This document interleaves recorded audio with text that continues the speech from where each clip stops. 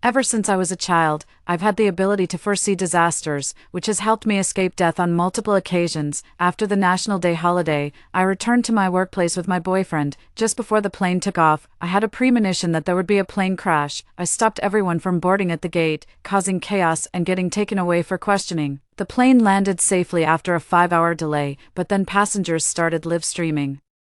Capitalizing on the news buzz to label me as a cult spy, they tearfully complained about losses from the delay and demanded I cover all the costs. They deliberately spread conspiracy theories to incite online harassment against me, which led to me being doxxed and losing my job. My boyfriend reported the disaster I had predicted to the government to snatch a promotion opportunity. I was sentenced to 3 years in prison. Later, the prison collapsed, and I was crushed to death. When I opened my eyes again, I had been reborn, right in front of the airport terminal. Ren, my boyfriend Kevin tapped my shoulder with a mysterious look on his face. Didn't you say you had a bad feeling about today? Do you think the plane will be able to take off? My eyes snapped open, and the world spun around me. The crushing despair and pain still lingered in my body, and I hunched my shoulders. As I took in the familiar scene before me, I realized I had been reborn. Right after the National Day holiday in my previous life, my boyfriend and I booked our return flights, but on the day of our departure, I came down with a fever and started vomiting. On the way to the airport, we hit and killed a rabbit, and I cut my finger on a hairpin, blood streaming down. I was so scared deep down that I kept urging Kevin to change his flight, but Kevin scolded me for being superstitious. Right in front of other passengers in the waiting area. He accused me of being neurotic and paranoid. He said if I kept this up, they'd have to send me to a mental hospital. I couldn't stand the strange looks from the passengers around me, so I had to shut my mouth and stop talking. Unexpectedly, right after boarding began, a vision of the plane exploding suddenly flashed before my eyes. For everyone's safety, I blocked the boarding gate and insisted that the flight attendants check the plane's safety. All passengers are required to go through security screening again. No one would believe my warning, so I had to lie and say I saw someone carrying a bomb when entering the airport, but then my boyfriend stood up and accused me of being mentally unstable, eager to board the plane sooner. The passengers in the waiting area all ganged up against me. They all started saying I was crazy and that I was deliberately causing chaos at the airport. Even so, after taking me away for questioning, the staff still conducted a thorough rescreening of all passengers. The aircraft also underwent another round of inspections. Hearing the news of the plane's safe landing while in the interrogation room finally put my mind completely at ease. But little did I know, this was just the beginning of my nightmare. This incident quickly went viral online and sparked widespread discussion. Passengers on that flight were all venting their frustrations one after another. They complained that the flight was delayed for a total of 5 hours, completely throwing off their schedules. One business owner even went live, claiming he lost a major deal worth hundreds of millions. Some women in the live stream also mentioned they'd missed their ideal marriage age. Long story short, my personal photos were doxed, and I became the target of online harassment and boycotts. I got fired from my job, and strangers would even throw stones and eggs at me on the street. For a long time, I was too scared to leave my house. Instead of comforting me, my boyfriend gathered evidence and took me to court. He accused me of being a cult member who'd been spreading inappropriate statements for decades, and the court sentenced me to 3 years in prison. When my boyfriend came to visit me in prison, he was beaming with satisfaction. I asked him why, and he snarled, "The company actually appointed you as CFO. What makes you qualified? How dare a woman like you get promoted above me?" Later, when I predicted the prison collapse, no one believed me. I was crushed to death while locked in solitary confinement. After death, I saw many passengers from that flight ride my clout to become internet celebrities. I started live streaming sales, only to see my boyfriend land the CFO position. I can't accept this. I just can't. Ren, what's on your mind? I'm talking to you. Kevin nudged my shoulder, his tone tinged with impatience. The woman in the blue cap chimed in, "We were supposed to board in 5 minutes. Where's the plane? My wedding is tomorrow. If I don't make it back in time and miss my big day, I'll make the airline pay." Blue cap flashed her diamond ring the size of a pigeon's egg, drawing envious glances from those around her. The bearded man with a briefcase kept checking his watch, grumbling, "I've got a $1 billion deal waiting for my signature. Do they think their airline salary can cover my business losses? Wow, big shot over here." Several people gathered around to strike up a conversation. I stared at their faces, seething with the urge to rush over and tear their mouths to shreds, while others stood by indifferently. These two were the real executioners and bloodsuckers. They gained online fame by insulting, belittling, and distrusting me. Ren, Kevin finally snapped, shouting my name in frustration. Suppressing the hatred in my heart, I looked at the one who deserved to die the most and calmly said, "What did you say?" "I didn't catch that. Since they repaid kindness with betrayal in their past lives, let them all board that doomed flight in this one," Kevin snapped impatiently. "I'm asking if this flight can take off." I chuckled. "Of course it can." My answer took Kevin by surprise. He furrowed his brow and pressed me again and again. "Are we really going to fly? Didn't you just say you had a bad feeling about this? Wasn't it you who dreamed about the plane crashing last night, and then this morning you hit a rabbit and cut your finger? You said on the way here that these were bad omens." Kevin spoke loudly, making sure everyone could hear what he was saying. Just before boarding, everyone's eyes turned to me at those ominous words. Some looked worried, others dismissive, but most just thought I'd brought bad luck, with just a few words. Kevin had thrown me into the spotlight. Outside the huge glass window, thunder rumbled. Kevin's insistent questioning cut through the thunder. "Ren, do you think the plane can still fly?" Staring at my boyfriend, I recalled the words he'd said to me in prison during my past life. It suddenly hit me. I might have been set up, the rabbit that got run over, my cut finger, aside from the nightmares. All of it could have been staged. Maybe he's deliberately trying to get on my nerves to drive me crazy, so he can seize the CFO position. The thought sent a chill down my spine. Meeting Kevin's gaze, I replied firmly, "Of course it'll fly. I need to get back to work. It has to fly." "What rabbit? Don't be so superstitious. Talking about bad omens right before we board the plane is just asking for trouble." I smiled at everyone and spoke up first. My boyfriend might be a little nervous this time. I won't give him the chance to badmouth me and call me crazy. First time on a plane, country boy, letting a girl comfort you. How pathetic, what awful luck. Why would anyone say such things? I'm getting married soon. I refuse to listen to this nonsense. Whispers broke out, and I saw Kevin's face turn bright red. He was so angry he was grinding his teeth. Composed, I opened my phone to change my booking. Just cancel the check-in, otherwise, if I don't board the plane, it'll look suspicious. Kevin suddenly leaned in and whispered, "Ren, something's off with you." I can't even put into words the dread and pressure Kevin made me feel. He stared intently at my phone, let out an eerie chuckle, and said, "You're not thinking of secretly changing your ticket, are you?" My heart sank, and I shot him a glare. "Are you out of your mind?" "No way. You probably haven't heard yet, but I got a tip that the company is about to promote me to CFO. I'm itching to get back home. Can't wait to receive my appointment and throw a victory celebration." I had no choice but to drop this information to throw Kevin off track. Couldn't let him get suspicious. That scumbag had to board that plane, just as expected. After hearing this, Kevin's face twitched in the strangest way. His expression grew even more uneasy, too. "Is that so? Congratulations, then." I pressed my advantage. "What's the matter? Don't you want to hurry back? Is the plane really unable to fly? Or is it that you don't want it to? We're all waiting here with urgent matters. Could you stop being so selfish?" I mimicked Kevin's manner, speaking loudly enough for everyone in the departure lounge to hear. "Is this kid out of his mind? I've got a $1 billion deal to close. Are young people just selfish these days? No sense of morality at all?" The murmurs started up again as Kevin scrambled to explain himself. I quietly slipped the ID out of my bag and whispered, "I need to use the restroom." This time, I had the upper hand in the court of public opinion. I had just stood up when my boyfriend's voice suddenly cut through the air. "My girlfriend reads tarot cards. Why don't we have her tell everyone if we'll be able to take off? Ren, come over here. Everyone's waiting for you." Kevin's voice was like a demon's whisper, laced with an icy chill. "No kidding. Show us what you've got, young lady. I've never seen tarot cards before. This is perfect. I'll finally get to see them in action. Well, since our flight's already delayed, we might as well have some fun to kill time." A chorus of voices chimed in. Kevin smiled at me. "Come on, Ren, don't say no. You've got something on your mind, haven't you?" I had to admit that scoundrel Kevin was surprisingly perceptive in some ways. Not wanting him to notice anything amiss, I sat back down, my hands and feet ice cold. Kevin pulled out my newly purchased tarot cards from his backpack, and a dozen or so people in the waiting area crowded around. My fingers stiffly drew the card. Soon, the 3 cards I drew revealed increasingly ominous portents. It was a sign of grave misfortune. Why would I ever tell them about such a thing? I chuckled. "According to my prediction, we're definitely taking off today." They exchanged uncertain glances. The bearded man crossed his arms and grumbled, "What good is taking off today?"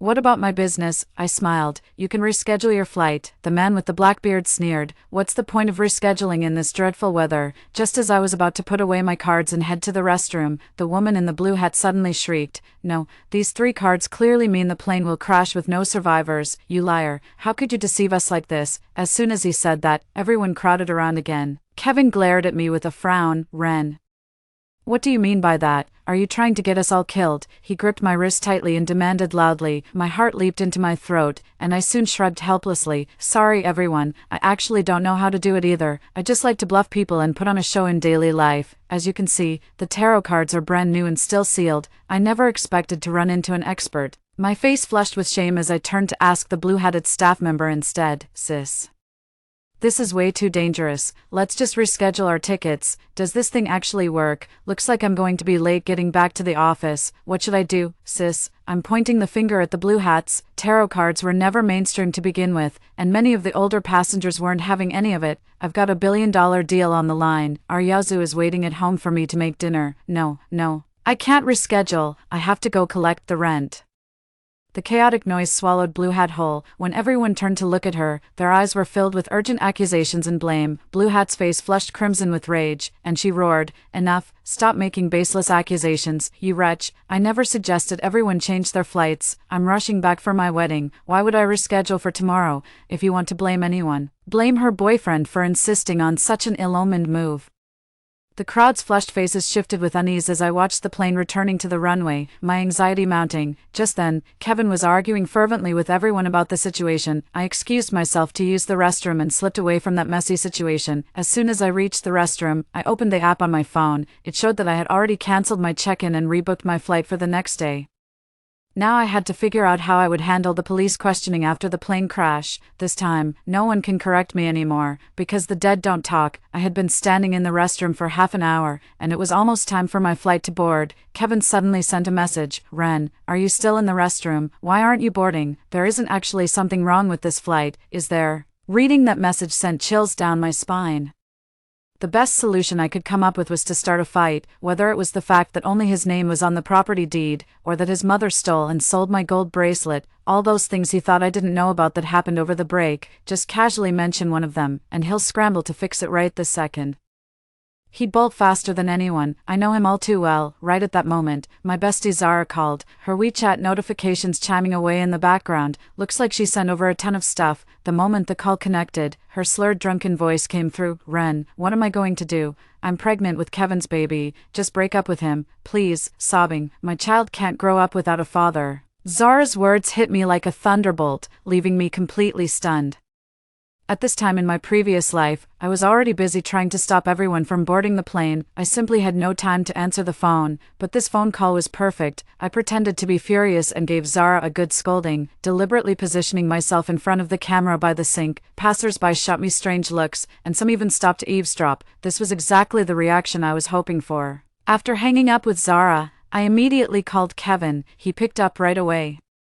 An irritated, anxious voice came through. "Ren, we're already lining up to board. What are you doing?" I tried to make my voice sound cold. "We're not flying anymore. Come out, let's head back first." As soon as I said that, Kevin on the other end seemed to heave a huge sigh of relief. I knew there was something wrong with the plane. If we're not flying, we're not flying. Should have said so earlier. I let out a cold laugh. "When did you start getting involved with Zara?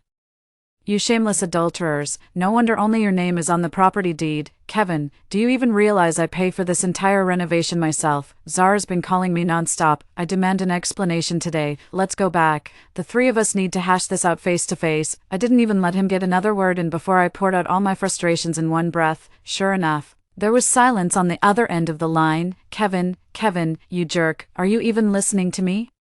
Get your ass out here right now. I was practically shouting, and it took Kevin a solid minute to respond. "Ren, I can explain, but there's an emergency at the office. We can't let personal matters get in the way of work, right?" Kevin was deflecting again. I knew he just didn't want to deal with the mess, but it's fine. Soon you won't even have a mess to deal with. Drop dead, you scumbag. I put on a hysterical act and started screaming. "Work? What does work even matter? Worst case, I'll just quit this damn job. I've never been treated so unfairly in my life. Get out here and face me right now." After I said those words, I could almost hear a faint snicker from the other end of the line. Is he trying to use this recording as proof that I'm not taking my job seriously, and then use it to get me fired? It doesn't matter anymore. He'll never get that chance. "Kevin, Ren, I've boarded the plane. Let's talk later. Maybe you should go home and cool off for a bit."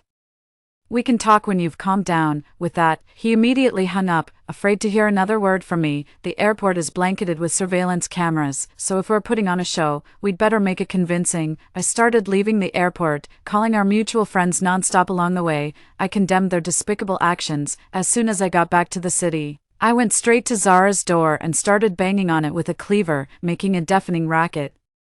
A neighbor took a quick glance at me and quietly closed their door, probably calling the police. I figured, fine by me, let it escalate. The bigger the scene, the better. Zara was hiding at home, too scared to step outside. While I kept banging on the door, she called to warn me. "Listen, Ren, I've already called the police. You were with Kevin for years and never had a child, but I got pregnant as soon as we got together. His mother already promised me that house, soon enough.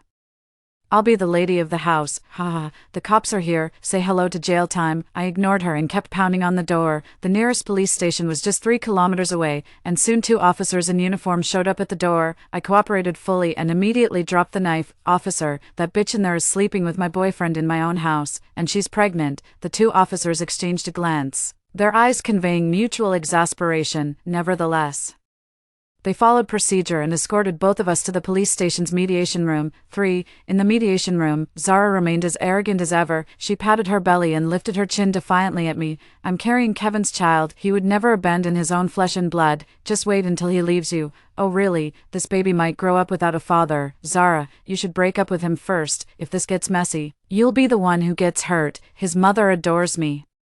She gave me a gold bracelet the first time we met. Zara deliberately raised her hand to reveal the gold bracelet on her wrist. I took a closer look. That was the very one I had lost. Just then, a police officer suddenly entered and whispered something to the other 2, and then everyone's gaze turned toward me. "I'm afraid the plane has already exploded. Ms. Ren, please come with me to the interrogation room. There are a few matters I'd like to confirm with you." As the police led me away, Zara was still shouting, "Serves you right for all the shady things you've done. Ha, you're not even worthy of competing with me. We have a child together." The sound of Zara's voice was cut off as the door closed behind her. Sitting in the interrogation room, the police officer confirmed the news about the plane crash. They said it collided with a flock of birds during landing and ultimately crashed on a hillside. Only 4 people sitting in the front survived the plane crash.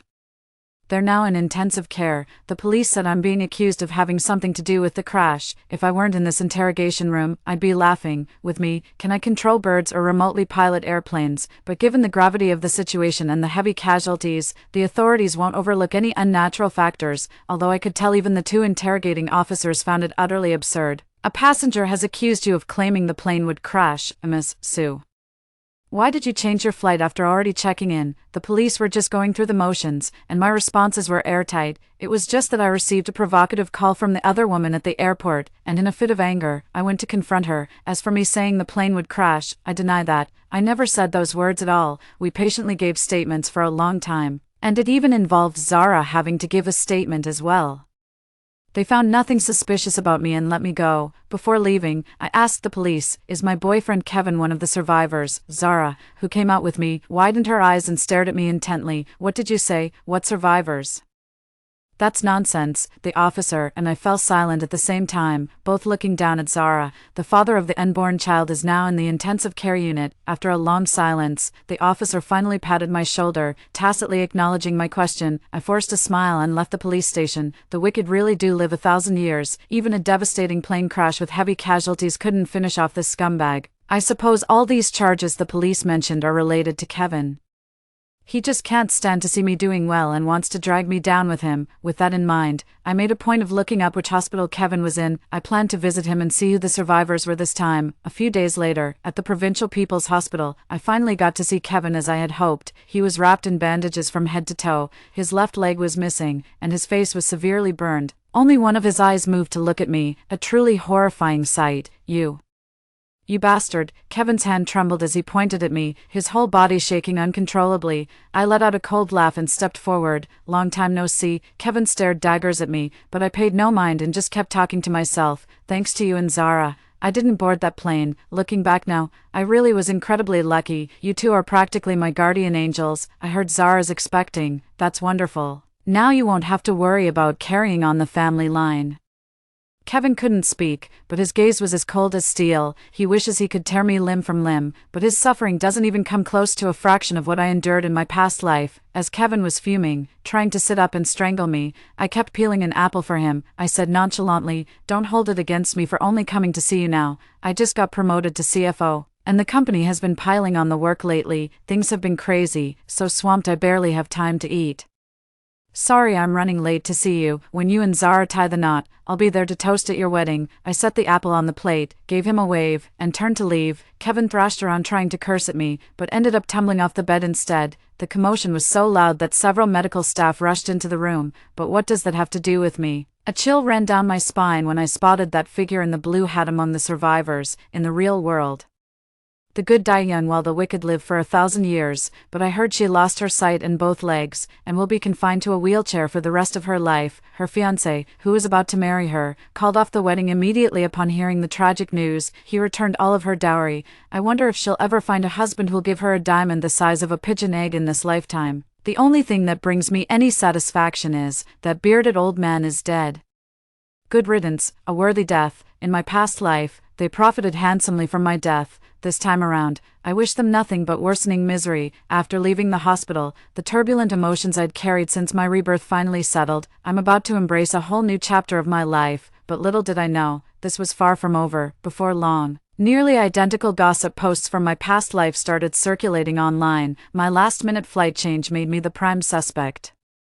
There's no shortage of inflammatory posts circulating online. Some so-called metaphysical masters even claimed I'd summoned that entire plane to steal their life force. Their elaborate stories actually managed to convince quite a few people. The survivor in the blue hat has gone live again. This live stream was broadcast right from the hospital. She's a witch. She practices witchcraft. She predicted the plane crash using tarot cards. During the stream, the pale woman in the blue hat had cried, her eyes swollen. She shared her tragic story with the online audience, her career in ruins, abandoned by her husband. A massive wave of traffic surged, and almost instantly, as her antagonist, I naturally became the target of widespread criticism. Although Blue Hat appeared to hold absolute dominance throughout the entire incident, I knew Kevin must have been pulling strings behind the scenes. Within days, countless victims' family members emerged, demanding an explanation from me. They wanted me to answer for what happened. Some even showed up at my office building just to pelt me with rotten eggs. Others organized protests and demonstrations right outside the company headquarters.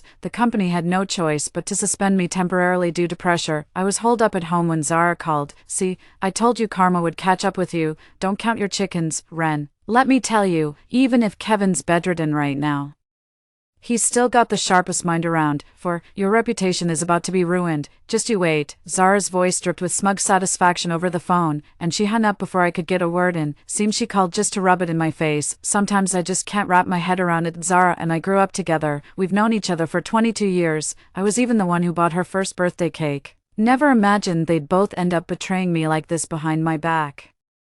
In my past life, I never believed Zara was completely innocent. She knew the truth but never warned me or spoke up for me. It shows that our 22 years of friendship meant nothing to her. The online controversy is still brewing, but I don't care. I found a way to fight back. So we're playing the Misery Olympics now. Bring it on. Unlike their baseless accusations, I actually have solid evidence. I wasn't surprised when Kevin's mother showed up at my doorstep. Given that her son went through such a major incident while I came out completely unscathed and even got a promotion and raise, it's no wonder she couldn't just sit back and do nothing. I saw the footage from the doorbell camera. Kevin's mom even brought two strong, sturdy women with her. The moment I opened the door, Kevin's mom barged right in. "I'll beat you to death, you husband-destroying little tramp. Ever since our Kevin got together with you, he's had nothing but financial losses and bad luck. Why don't women like you just die already? You have to go around ruining men's lives." Kevin's mother grabbed me and started hitting me, while the other two women went on a rampage, smashing everything in my room. I ran around screaming, deliberately tripped, and fell hard, getting pretty banged up. His mother then pinned me down and started hitting me. In no time, my place was completely trashed. It wasn't until the neighbors called the police that they managed to pull them apart. I crouched on the ground with my head in my hands, covered in wounds, yet a smile crept across my lips despite myself. I will make that mother and son pay for what they've done. I didn't call the police, I was just biding my time. For the past several weeks, I've been constantly harassed and insulted over the phone by survivors and victims' family members. I never fought back, just kept apologizing over and over. Late at night, I received a message from Kevin. "You bitch, I'll make sure you pay for this. What makes a mere woman like you worthy of a promotion? You must have slept your way to the top, you shameless slut. Not so high and mighty now, are you? Go to hell." Reading such letters doesn't anger me, I just keep them all. Compared to Kevin lying in a hospital bed, Zara, with all her limbs intact, was even more arrogant and smug, dripping with gold and silver. She made a point of passing by my house every day. I paid her no mind. I was just waiting, biding my time for the right moment. The opportunity soon presented itself. 3 days later, in a hotel conference room, families of the victims and survivors will hold a memorial service, with journalists and media outlets covering the event. The memorial service has garnered significant public attention, with numerous netizens live-streaming the entire event. On my way there, I saw Kevin's mother singing and dancing right in the middle of the conference room. She burned stacks of joss paper one after another, clutching her chest and weeping bitterly. She was on the verge of fainting. "My son, how could you have suffered so much? The company was just about to promote him, and then that wretched Ren had to go and ruin everything. That homewrecker, how dare she live it up and spend money like water while my son is still bedridden? Why couldn't it have been her instead?" At least Kevin made it out alive, unlike the other victims whose bodies were never even recovered. She's such a drama queen. And Zara, her belly was already showing. Zara threw herself down beside Kevin's mother without a second thought, her makeup streaked with tears. "Ren is completely heartless, and we've been friends for over 20 years. She wouldn't even lend me money when I had an emergency. Now that she's made it in the big city, she's been looking down on us small-town folks for ages." Speaking of which, I just remembered something. 6 months ago when Zara's mother fell ill, she came to me asking to borrow 100,000 yuan. I had her sign an IOU, and she seemed a bit upset about it at the time. I didn't think much of it then, but now it's clear she really didn't want to sign that IOU. Even brothers keep accounts clear. I don't consider 100,000 yuan a small amount by any means. I was even worried she might not be able to pay it back anytime soon, so I told her there was no rush. Unbelievable. Not only have I lost 100 grand, but I've also been branded as heartless. My kindness was thrown to the dogs. It's only human to feel envious when seeing others thrive, especially since I'm the ultimate survivor of this catastrophe. It quickly drew collective condemnation from everyone. The blue-hatted figure stood out, spewing ominous nonsense with intimidating authority. Her boyfriend said it himself. She kept refusing to board the plane that morning, even claimed she'd dreamed about the plane crashing. According to her boyfriend, they ran over a rabbit on their way out this morning. Her hand was pierced and bleeding profusely. They were both supposed to change their flights, but somehow only her ex-boyfriend ended up boarding the plane. This is murder. If she'd shared this premonition earlier, none of us would have boarded that flight. The blue-hatted man's words further inflamed the crowd's outrage. They all started cursing at me as if I'd been the one who crashed the plane. The live stream chat became flooded with mystical conspiracy theories. I soon arrived at the funeral service. After turning off the live stream, I resolutely pushed the door open and walked in. No need to worry. I had my own security detail blended in the crowd. "What is she doing here? So that's Ren." The murmurs continued unabated. I walked to the front of the stage under everyone's gaze. The people in the front row stared at me with bloodshot eyes, looking as if they could tear me to pieces. "That's Ren." The woman in the blue hat was furious. She pointed at my face and lunged at me, ready to strike. Someone in the crowd held her back. I faced everyone as 2 tears rolled down my cheeks. I truly sympathize with everyone's situation. But I need to clear my own name. Regarding the viral tarot card incident and conspiracy theories circulating online, I actually have new evidence to present. Without giving anyone time to react, I immediately played a recording. My girlfriend, "Sorry everyone, I actually don't know how to read these either. The tarot deck is brand new, still sealed in its packaging. Hey, maybe we should all just reschedule our flights." This is the recording from that day at the airport. When everyone fell silent, soon after, the voice of the person in the blue hat came through. "How dare you make such baseless accusations? I would never. I'm getting married. Why would I change my ticket?" Blame her boyfriend for insisting on such an unlucky arrangement. The recording ends here, shedding light on the tarot card incident. Everyone turned to look at Blue Hat, who was having an emotional breakdown. "How dare you record this? What gives you the right to record us?" I put on an innocent face and said, "Sorry about that. I was actually just planning to document some daily moments between Kevin and me. It's something we've always done." Seeing things were getting tense, Kevin's mom stood up and yelled, "Then why didn't you change the booking when my son asked you to multiple times? Why did you change the booking at the last minute again?" She confronted me loudly, once again turning the blame squarely on me. "Yeah, why?" Another shout rose from the crowd.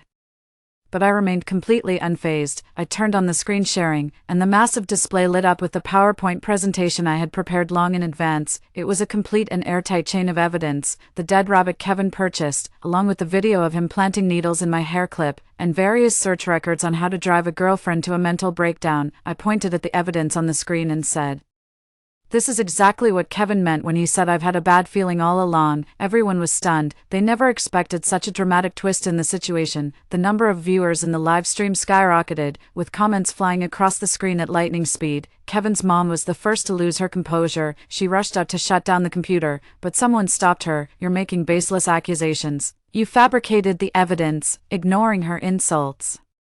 I picked up the megaphone and brought up the issue that concerned everyone most. "The reason I changed my booking last minute was because my boyfriend cheated on me." The other woman called to gloat about her pregnancy. As I spoke, I tapped the recording on the screen, and Zara's smug voice immediately burst through. Something about how her child couldn't grow up without a father, something about how we should break up immediately. Such remarks were utterly infuriating, and everyone started looking at Zara differently. Zara flushed bright red. Clearly she understood the concept of moral boundaries, otherwise she wouldn't have been rendered speechless. I've also kept the recording of my call with Kevin. I played the recording while calmly explaining, "These recordings will serve as evidence for future legal proceedings." My tone remained detached. The livestream viewers who were initially just spectating now unanimously sided with me. The family members gradually composed themselves. "After all, this air disaster wasn't my fault." I bowed to everyone while wiping away my tears. "I'm truly sorry to everyone. I never wanted to come forward and cause you all more pain.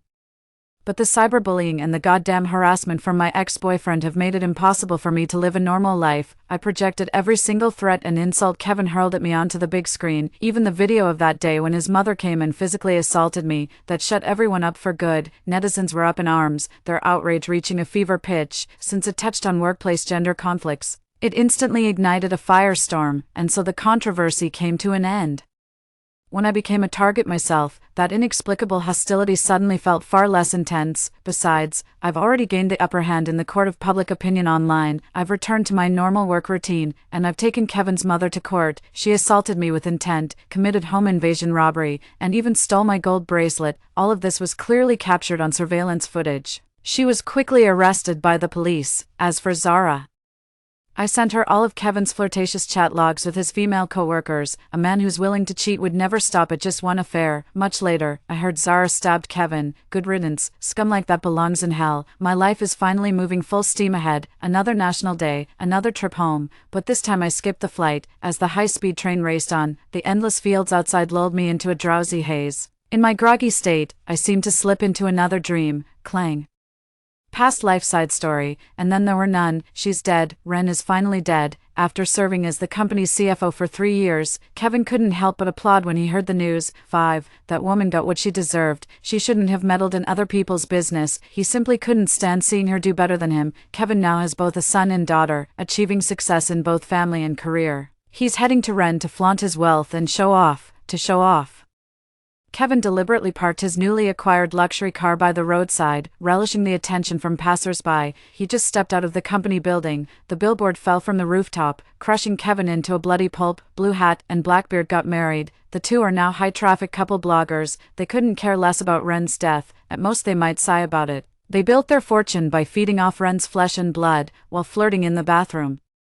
They slipped on spilled shower gel and got strangled by a clothesline together. The police arrived and ruled it a suicide. What else could it be but suicide? Is death here? Story 2. After the apocalypse began, I turned into a conscious zombie. That day, while chasing ordinary humans for fun, I suddenly heard a familiar voice that made me shiver. "Mia, stand up straight." I turned around and there was Mrs. Sophia, the only family I had left in this world. 1. I sat across from Mrs. Sophia, feeling somewhat uneasy. The place where I now stayed was Mrs. Sophia's refuge from the apocalypse, a small supermarket. When the apocalypse erupted, I was still in school. Luckily, I was among the first to be infected during the chaos. After accidentally drinking an expired energy drink, I awakened to consciousness. I then journeyed a long way from school back home, with my poor sense of direction. It took me a full 5 months to cover the 200 kilometers back home. wearing out the soles of my shoes. Sometimes, when I felt playful, I would chase a couple of humans just for fun, driving them in the opposite direction of the zombie troops. I found through my experiments that it was quicker to herd them than to try to explain that I was a conscious zombie. Mia, how long has it been since you washed your face or brushed your teeth? 3 days, 5 days, okay, half a month. Mom, you know being a zombie is tough. I muttered, Mrs. Sophia. Looking at my disheveled appearance, couldn't help but stand up and then began to search the shelves for wet wipes and mouthwash for me. You're only 20 and already you've had 3 fillings, yet you dare to go half a month without brushing your teeth. What will you do when you're old? Will Mom have to feed you? She pushed me into a small compartment in the supermarket, just after I had washed my face and brushed my teeth. Mrs. Sophia immediately handed me 2 sets of new clothes. Seeing me clean and tidy before her eyes, she finally breathed a sigh of relief. Her eyes gradually moistened as she looked at me. For the first time in her life, I saw Mrs. Sophia's tears. You should know, she didn't shed a single tear at her parents' funeral, and she usually handled things briskly, like a machine without emotions, but even such a person, tough on the outside but soft on the inside. For a child with no blood relation like me, she fought with my biological father for custody, taking me away from what was essentially a ruined original family. You little rascal, Mom thought she might never see you again in this lifetime. Mom, don't worry, even if I die and become a ghost, I'll float my soul back to you. You little devil, always so glib. Mrs. Sophia broke into a smile through her tears. I opened my arms and hugged her, feeling her much thinner than just half a month ago, which pained my heart. Mom, I'm back. Just then, my stomach inappropriately growled. I touched my nose, feeling a bit sorry for myself. Mrs. Sophia's body stiffened for a moment, but she still patted my back and said, Mom will get you something to eat, too. Mrs. Sophia searched the supermarket for a long time, then dragged out a young man who was unconscious from a small compartment, looking at the young man and then at Mrs. Sophia. I couldn't help but think, wow, in just 5 months, she found me a stepfather. Weren't we supposed to live just the 2 of us for a lifetime? And he's quite the young handsome man. I never would have guessed Mrs. Sophia had such taste. No wonder Uncle Lee next door never stood a chance. But you shouldn't just pick up men from the roadside. As the saying goes, at best they turn out to be Li Chingyin, at worst Fu Shinxing. He won't live long. You should eat him, Mrs. Sophia said, her eyes becoming sharp as she suddenly produced a fruit knife, ready to butcher him right there for me. Wait, Mom, show mercy. Just ordinary food will do. I don't eat humans. I get diarrhea if I eat humans, not to mention toothaches and even athlete's foot. Goodness, Mrs. Sophia was about to feed me this man. I swallowed hard and quickly intervened. Stepping in front of the young man, I saw cold sweat on Ms. Sophia's temples and her trembling hands. She was scared too, but for my sake, she decided to use this person as my food. While I was explaining this to Ms. Sophia, the young man who had been lying behind me woke up and, ungratefully, grabbed my throat. Give me water, or I'll kill your daughter. Really, I know it's not the time to laugh, but I had already revisited all the sad events of my life in my mind. It's a joke, really. A frail man threatening a zombie. I easily broke his grip on my neck and dislocated his wrist in the process. I turned around to look at him as he fell to the ground, giving him a classic villain smile. Do you know who you're threatening? You're threatening a young and promising zombie. I rolled my grayish-white eyeballs and watched him pull a carrot out of his chest with his other healthy hand. Ms. Sophia stood by my side, holding a finely crafted handgun. Ms. Sophia and I sat down to eat. We used some rope from the supermarket to tie the man up and gagged him with cloth to keep him from shouting, placing him aside to watch us dine. I swear this was the best meal I've had in 5 months. Thanks to Ms. Sophia's efforts, I even got to eat fresh greens in this apocalyptic world, and she grew them herself. Ms. Sophia is quite a competent mother, so I'm determined to do everything I can to ensure she survives. At night, while Ms. Sophia rested, I went to find the man who managed to threaten us with a gun during the apocalypse. How about we make a deal? I'll take you back to the base, and you make sure my mom can live well once we're inside. Mr. Researcher. I pulled out a tag with his identity information on it. The man looked at me, raising his hand that I had dislocated. I kindly set it back in place and then shook his hand. Pleasure doing business. I removed the cloth from his mouth, and he used the tip of his tongue to ease the soreness in his mouth, then looked at me. You and your mother are quite something. One wants me to take care of the other for the rest of her life, and the other wants me to develop a cure for the zombie virus. Do you think I'm a lucky charm? There's a limit to making wishes. I'm just a mere worker, and that tag isn't even mine. I tilted my head, resting my chin on my hand. I have no use for useless people. Choose between lying and being thrown out to feed the other zombies. Truly, a wise man knows his own limits. This man named Austin quickly accepted his role as a lucky charm under my threats and incentives and provided me with 312 different routes to the human base. After discussing with Miss Sophia all night, she finally agreed to our plan to head to the human base. Most of the time, Miss Sophia would support my decisions, but this time, she was extremely reluctant. She was worried that if she went with Austin to the base, I would continue to wander outside, becoming a pitiful child without a mother. She preferred to stay with me guarding our small supermarket than spending her future in a human base, so I assured her repeatedly that Austin was an excellent researcher who already had significant insights into the zombie virus and could surely save her ignorant daughter. Since the human base was over 700 to 800 kilometers away from our small supermarket, I didn't mind the long journey, but I couldn't let Miss Sophia get tired, so I spent a month finding a functioning car and gathered several large barrels of gasoline from a nearby gas station overrun by zombies. After packing up a considerable amount of supplies, we set off towards the human base. Miss Sophia was driving while Austin sat in the passenger seat navigating, and I, as the backbone of our team, was responsible for sticking my head out of the sunroof to intimidate any zombies we might encounter. We made several stops along the way and finally found a small motel before sunset. Oddly enough, there was no sign of human occupation or zombie intrusion at the motel. This reminded me of some information I had heard from a few zombie acquaintances to the east of the Way River. There is a space-manipulating Esper. This individual is well known among both zombies and humans. Unlike traditional espers who possess a tiny haven detached from this world where they can engage in leisure activities like fishing and gardening, the space-manipulating esper uses their own body as a medium to create a bounded field in the form of a motel. It's safe to say that no one could defeat him within this motel. He lures passing zombies and humans, trapping them for zombies.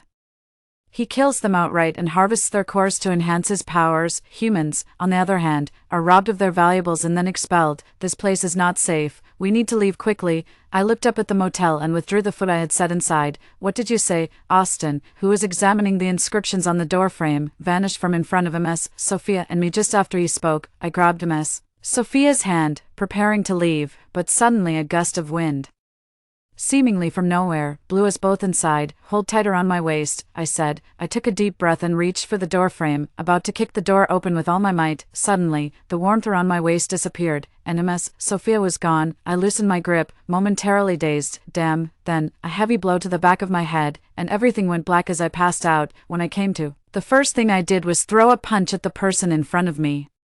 Making close contact between my hand and his face, the sound was loud, and the force was strong. The person's face turned red and seemed to get even more inflamed. Mia, were you really trying to kill me? I blinked and met his gaze, rubbing my hands on the blanket covering my knees. Jordan. This man was Jordan, the son of Uncle Lee who lived next door. He was the son of the proud Uncle Chase who had once harbored unrequited love for my mother. He often forced himself to tutor me to give my mom and his dad some alone time, which I remember as some pretty dark days, feeling like I had to finish all the assignments of my lifetime. But now was not the time for pleasantries. I looked at him and started asking questions. Are you the legendary space-manipulating Esper then? Where is my mom? First off, I'm not the space-manipulating Esper, and secondly, Auntie is fine. She's just temporarily in a safe area, room 3605 of this building. Jordan rubbed his cheek, which I had turned red, and a milky white light began to flow from his fingertips, healing the wound quite effectively as he spoke. The real Esper is my dad. He just had a rampage and is now recovering and asleep. Only when he wakes up can Auntie be released from that room. 3605. Wasn't that the apartment room number where Miss Sophia and I first stayed? Uncle Lee really did love my mom. Lastly, Mia, after asking so many questions, where's your apology and thanks? I remember that's not how I taught you, he said. To be a person, he paused, to be a zombie as well. You must be polite, understand. Ouch, that hurts. Jordan bent his hands and tapped my forehead gently yet firmly as a warning. Jordan, I'm sorry.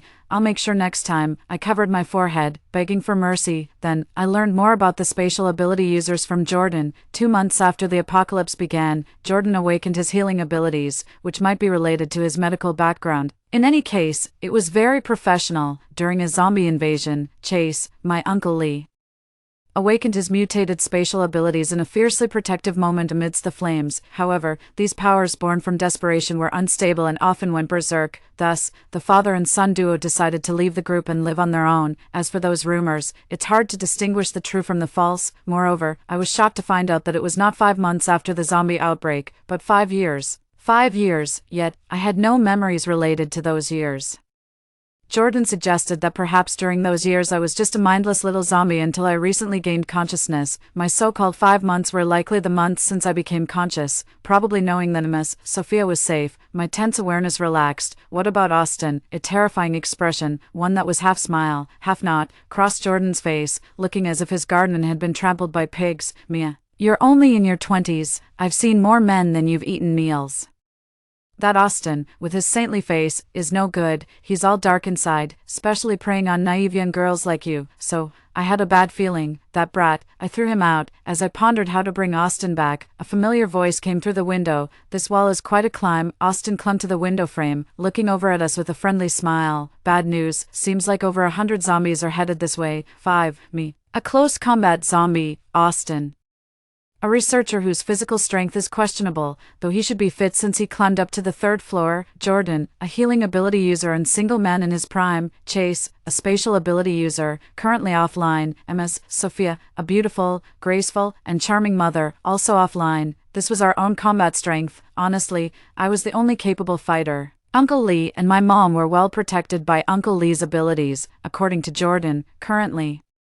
The 3 of us young and strong were in a precarious situation. The enemy was a swarming group of nearly 100 zombies. I looked at the wardrobe in the room, stuffed the 2 men of similar size inside, and locked it. Then, I cut my wrist and smeared some blood outside the wardrobe to mask their scent from other zombies. I remembered using this method to save someone before, though I couldn't recall exactly who it was for. But it must have been a kind and lovely young girl. Don't move around here, both of you. Stay hidden. I'm going to see if I can lure these zombies somewhere else. I'm a zombie. They won't do anything to me. After saying this, I didn't wait for their response and opened the door to head downstairs. The zombies were running towards me in extremely contorted postures, moving very fast. I quickly found the rotten meat we had prepared for the situation on the car we arrived in. I secured it on the roof of the car, then started throwing it piece by piece into the crowd of zombies like training dogs. What was once a chaotic crowd of zombies fell into a deadly silence. As soon as the first zombie bit into the rotten meat, the noise resumed, and they abandoned the house and ran towards me. Zombies are creatures that fear water, but their craving for food overwhelms their fear. After stepping on the gas pedal for the last time, I drove the car into a lake and escaped on foot. Thus, nearly 100 zombies fell into the water like dumplings. I looked up at the moonlight and followed the markers I had made earlier to find my way back. I really am not good at navigating, otherwise, I wouldn't have taken so long to find my way home. I hadn't gone far when a light suddenly flashed in front of me. It was Austin and Jordan, arriving in an SUV, one in the front seat and the other in the back. They seemed to be on bad terms. Austin's cheek and left eye socket appeared to be injured. I waved to them and was about to climb into the passenger seat, but then Jordan grabbed me by the collar and put me in the back seat, taking the passenger seat himself. Mia, don't act on your own next time. Hey, I'm fine. Look, I don't have a scratch on me. I replied to Jordan. What if something had happened? How would I explain it to you and your mom? I was about to say something when Jordan turned his head and looked straight at me. Mia, can you please stop treating your life like a joke? I understand. I looked at Jordan, feeling genuinely touched. Jordan, he really is a good person. On the way back, I learned that Austin's facial injuries were from them breaking out of a wardrobe. Of course, I was skeptical of this truth. After all, getting such symmetrical black eyes from a fall seemed unlikely. Then Jordan righteously refused to treat Austin's wounds. Austin also clearly didn't want to deal with Jordan. The 3 of us awkwardly made our way back. We returned to the hotel built by Uncle Lee, and Jordan, holding my wrist, led me inside, leaving Austin out in the cold. Austin didn't seem to mind. He pushed open the door and went straight to the second room on the right side of the first floor. Later that night, after making sure Jordan was resting, I quietly went to Austin's room. Visiting someone at night is easier the second time around, the reason being, the zombies that chased us today were somewhat strange. And I had some things to confirm with him, but since they were just guesses, I didn't plan on telling Jordan so soon. I hadn't even knocked when I was pulled into the room. Austin had prepared 2 chairs, placing them face to face. After pushing me into one of them, he sat down in the other. Mia, you must have noticed, today's zombies are very different from the usual. They're very fast. I nodded in agreement and shared my conclusion, and they're very disciplined. When I awakened my consciousness, I gained the ability to briefly communicate with the zombies. I could sense the remaining feelings of other zombies. This means that they haven't completely turned into mindless zombies. They still have feelings, experience fear and joy, and thus, they still have a chance to turn back into humans.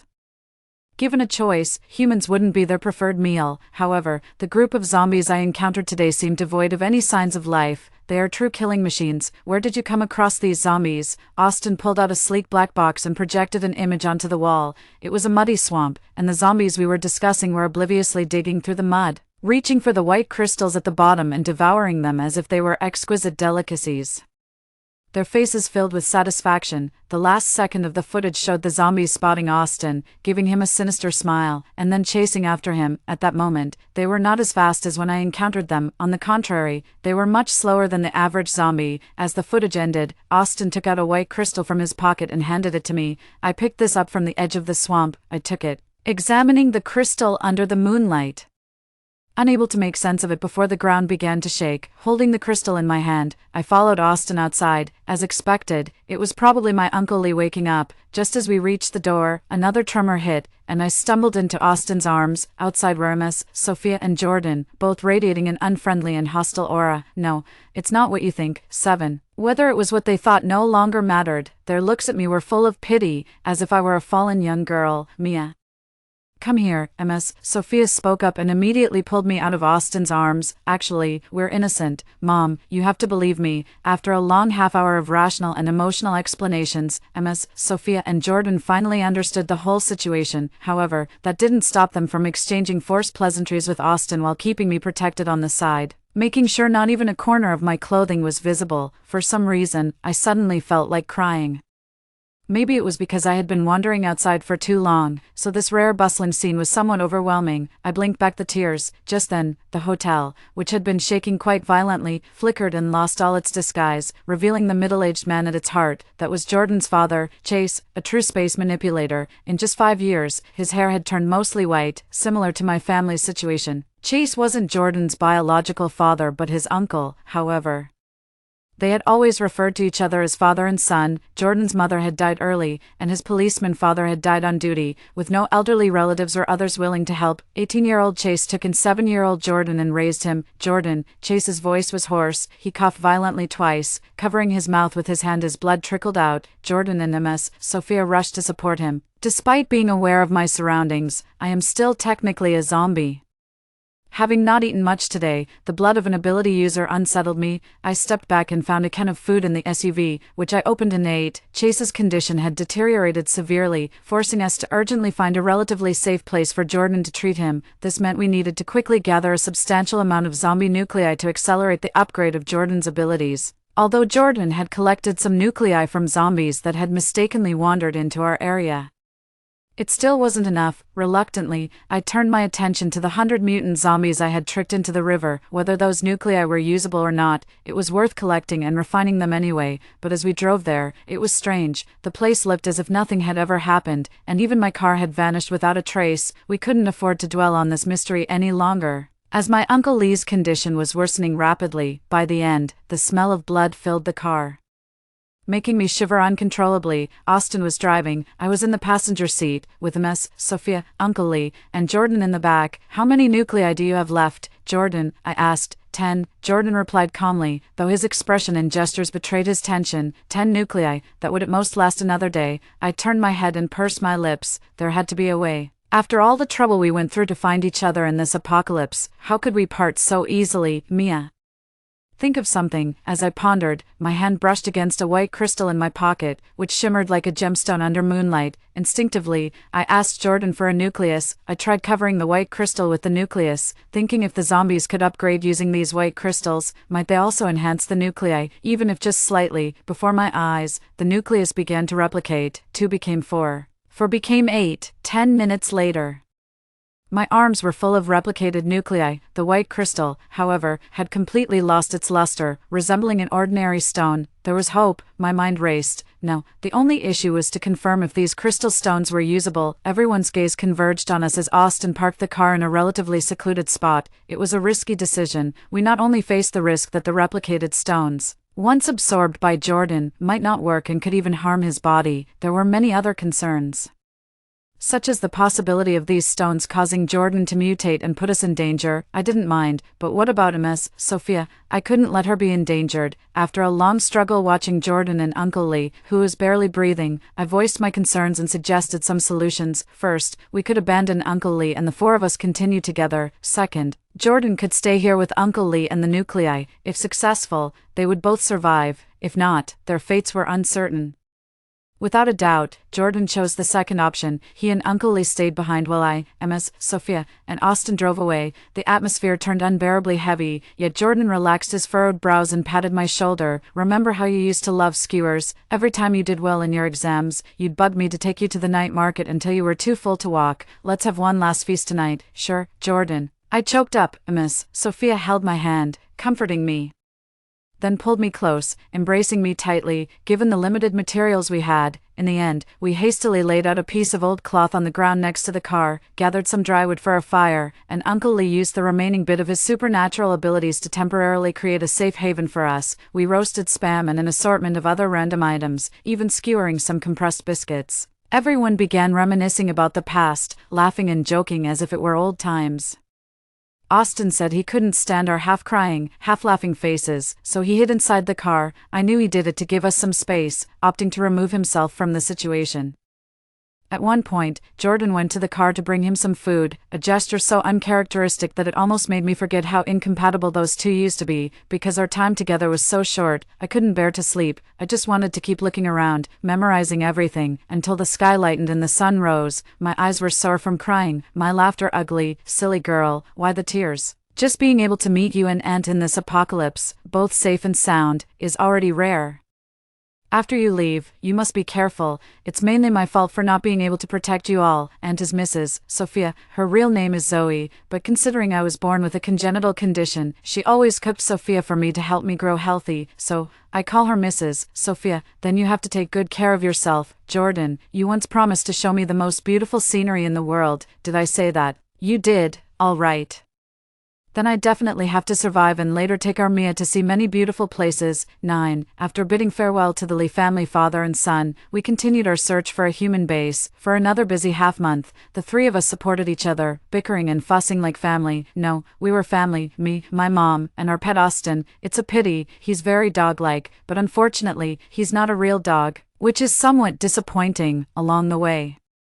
We encountered those mutated zombies several times, and the frequency seemed to increase in recent days, as if the zombies had undergone an upgrade. After escaping a pursuit, I carried Mrs. Sophia on my back, with Austin holding a flashlight by my side. We had to abandon our car during the chase. I managed to find a clean spot in an abandoned house for Mrs. Sophia to rest properly. Mrs. Sophia was so exhausted that she soon fell into a deep sleep. Moonlight streamed in slantwise, and Austin and I sat in the light, taking stock of our limited supplies. We had only about a week's worth of food and water left. We're running out of supplies. Austin, I looked at Austin, my expression pained. I've calculated it. We should be close now. Austin took a bottle of water, drank from it, and then leaned back against the wall, bending one knee and looking out the window, following his gaze to the bright, full moon. I covered Mrs. Sophia with a blanket while muttering, "When the time comes, remember to take good care of my mom. If she asks, just tell her I'm doing research under you. I've prepared about 100 recordings for you. Show them to her over time, but don't give it away. After a few months, tell her I got lost and died outside. She's stubborn, so it will be tough on you. Austin,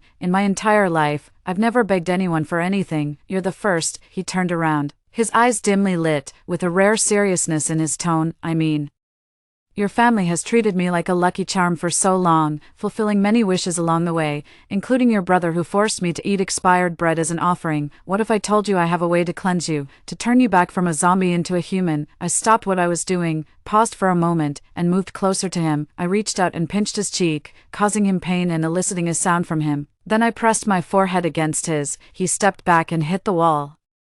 That made me laugh. "You're not feverish, so why start talking nonsense? Austin, it's normal for someone your age to be competitive, but don't joke about this with me. If it were someone else, maybe, but not when it's about me. I take it seriously." Suddenly, Austin reached out and gently pressed the back of my neck, his fingers almost as cold as my zombie skin. "Mia, I'm not lying to you. I was serious, Austin. Some jokes just aren't funny." My neck hurt.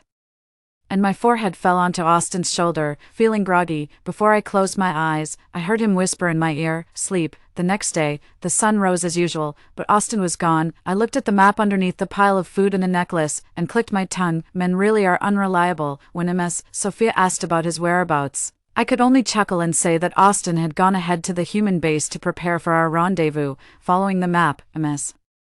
Sophia and I finally reached the vicinity of the human base just after finishing the last half of a compressed biscuit. "Mom, you go ahead. I'll wait for Austin to come and meet me." With my ghostly appearance, I'd probably be declared dead on sight. Saying this, I exaggeratedly rolled my gray eyes and moved my pale arms, but this didn't fool Ms. Sophia. It wasn't that my acting was poor, it's just that she knew me too well. She could easily guess what I was thinking with just a few glances. "Mia, let's go home. Mom will take you home," she said, looking at me and reaching for my hand to lead me in the opposite direction. "I'm not going, Mom. We've come all this way." I stood my ground, stubbornly staring at Ms. Sophia. Mia, thus, not far from the human base, Ms. Sophia and I stood frozen in place. "If you don't go now, and the patrol from the base comes, I won't be able to escape." I pointed towards the distant base as I spoke. She didn't let go, just as she had insisted on fighting for my custody in court years ago, but in the end, I managed to get Ms. Sophia inside the human base. It was the first time I had ever been physically aggressive towards Ms. Sophia. I chose the most primitive method to knock her out and left the necklace Austin had left behind on her neck. The necklace was one of the entry credentials for the human base. But no sooner had I sent Ms. Sophia into the human base than I encountered other problems. I was unexpectedly attacked by a group of zombies. It's rare for zombies to directly attack other zombies. Eventually, I managed to escape to a relatively safe little house with many minor injuries. What a stroke of bad luck. The house not only has leaks and lets in the rain, but the walls also seep water. Despite this, there are faint signs that the house is still inhabited. At sunset, I received a video call from Ms. Sophia. As I braced myself for her rebuke, Ms. Sophia merely sighed and asked how I was doing. At this moment, I must express my gratitude for the solar-powered communication device Austin left me. Unfortunately, there's only one pair, otherwise, I would have given one to Uncle Lee and Jordan as well. I panned the camera left and right, flipping it around to show Ms. Sophia that, although my temporary shelter was modest, it was advantageously located. Just then, a shadow abruptly burst in, bumping into me at waist height and causing me to stagger. The device in my hand fell to the ground and broke in half. Clenching my teeth and fists in anger, I grabbed the collar of the little boy in black who had run into me. "You little rascal, how are you going to compensate for this?" The boy in black looked up, one eye clear and the other pale like that of a zombie. He spoke. "Kill, my home, 11. I ended up taking in a child. He's about 8 years old. After 3 days of a standoff in the same room, he devoured the compressed food that fell off me and insisted on calling me Mom. Seriously, I haven't even touched a man before. What a joke." Tears of joy. "I'm a mom now, JPG, Mom." I sat on the edge of the room, studying the broken device, while the child leaned against me, looking pitiful and cautious. I haven't. Don't falsely claim relationships.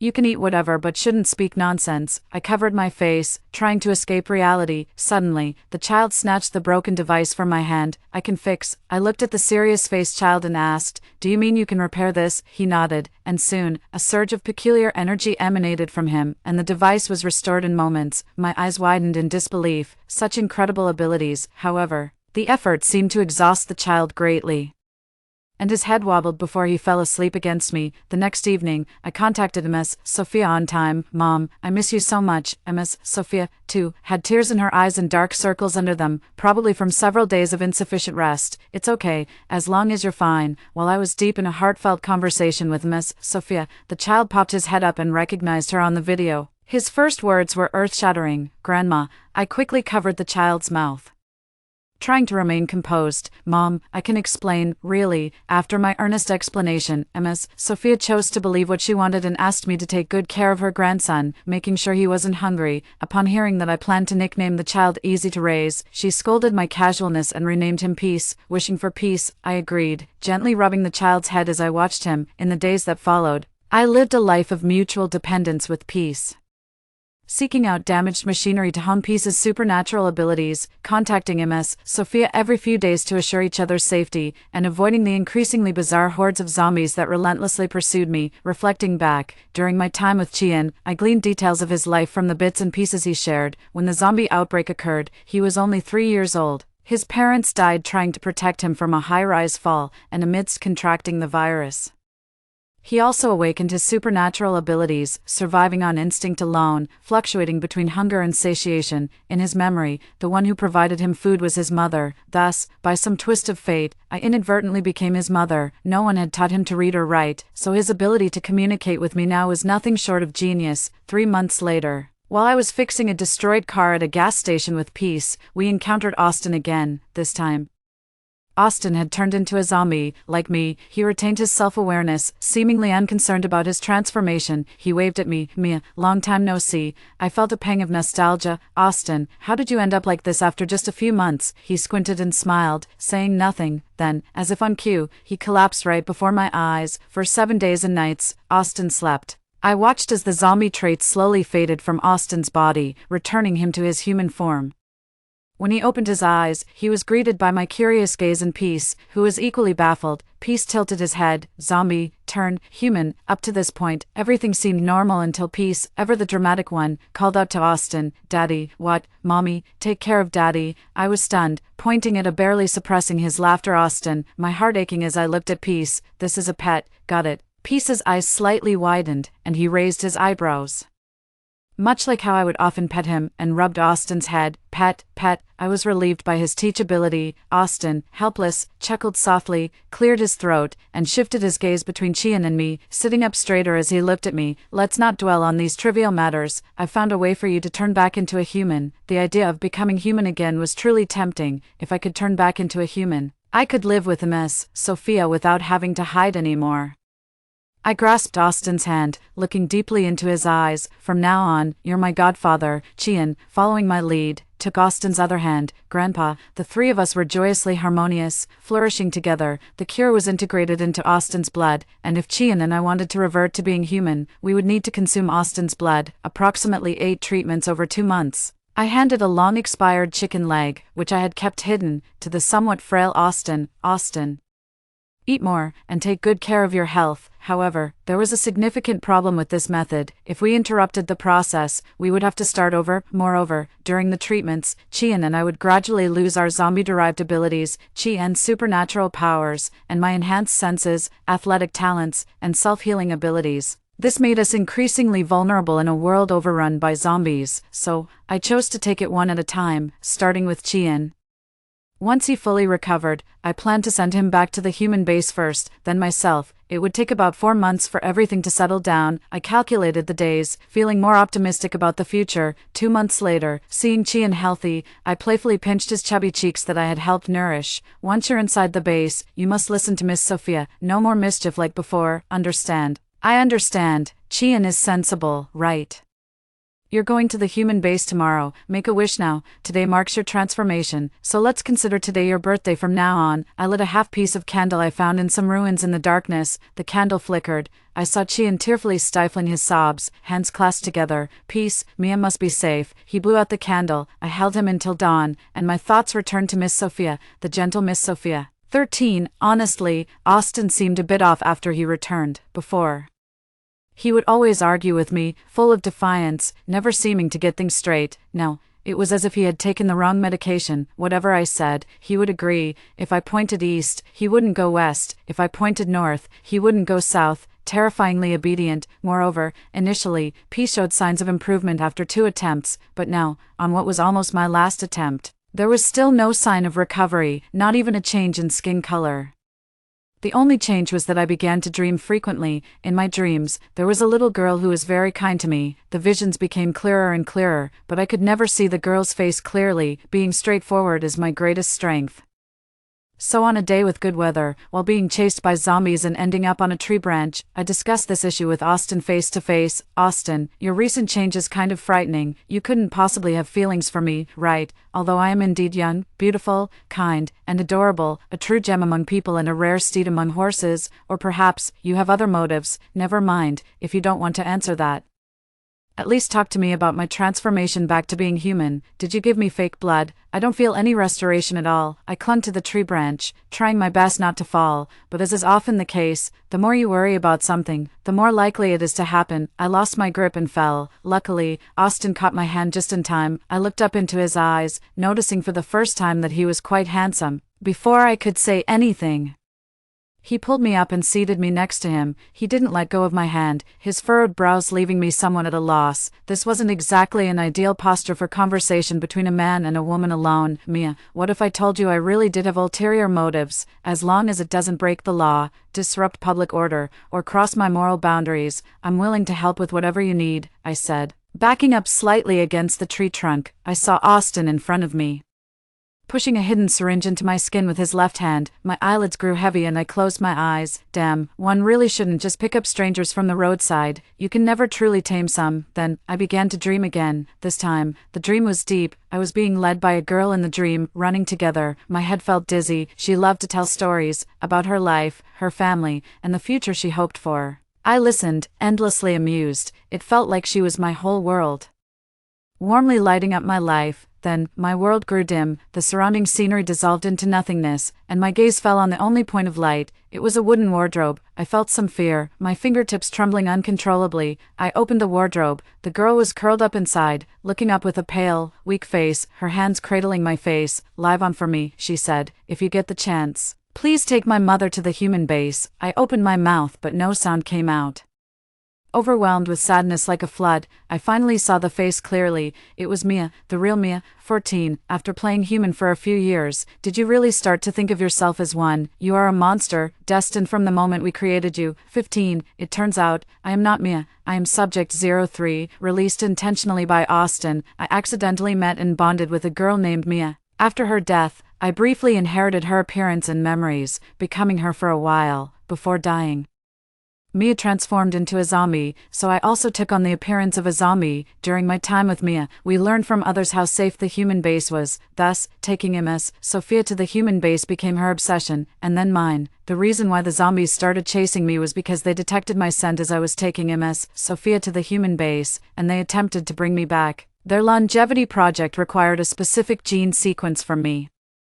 Austin took me to the human base and locked me in the lower levels of the lab. Leaning against a corner, I awoke from a deep dream. As he pushed me into the lab, he whispered 2 words in my ear. Trust me. What to trust, I didn't know, but having nothing left, I had nothing to lose. No, that's not right. I still had Miss Sophia, and I felt a helpless kind of anxiety, because Austin brought me back. He became a key member of the core experiment in this busy lab, which created the zombie virus that nearly destroyed the world. I always saw Austin, dressed in a white coat, his expression cold, as if we had never met. The only interaction was his emotionless recording of my physical condition outside, until a deliberate explosion occurred. Amidst billowing smoke, he carried me out. The truth was revealed, exposed to the sunlight. The apocalypse, it ended. I saw Miss Sophia holding Peace's hand, with Jordan and Uncle Lee beside her.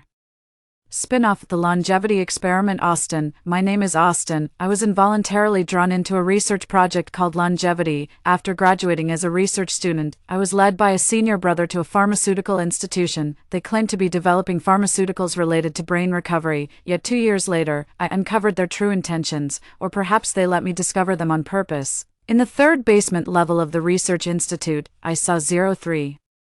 She was curled up in a floating, medicinal solution, oblivious and fragile, under the protection of my senior colleague. The laboratory that intended to silence me ultimately spared me and appointed me as 03's caretaker. Of course, this so-called protection was just a facade to keep me there. The idea came from my senior colleague. 03 had a strong ability to mimic. She liked to follow me around, calling me Austin, and she became more and more like me, initially. I thought she might be an orphan they had picked up, just like me, only later did I learn that from the beginning, she was cultivated as a vessel, created from some special cells in a test tube. These cells originated from a meteorite that struck the Earth. Seeking immortality, they hoped to extend their lives by transplanting their hippocampus and facial data into test subjects through memory transplantation surgeries. They believed that life is essentially a continuation of memories. This was their version of immortality, but they messed up. During the experiment, the special cells in the test subjects mutated, turning into a zombie virus that spread uncontrollably. Then they had an even crazier idea. Beyond immortality, they aimed to control the world. Since the original cells were all infected, they planned to kill 03 and extract her cells for new research. Seeing 03 developing her own consciousness, I chose to let her go.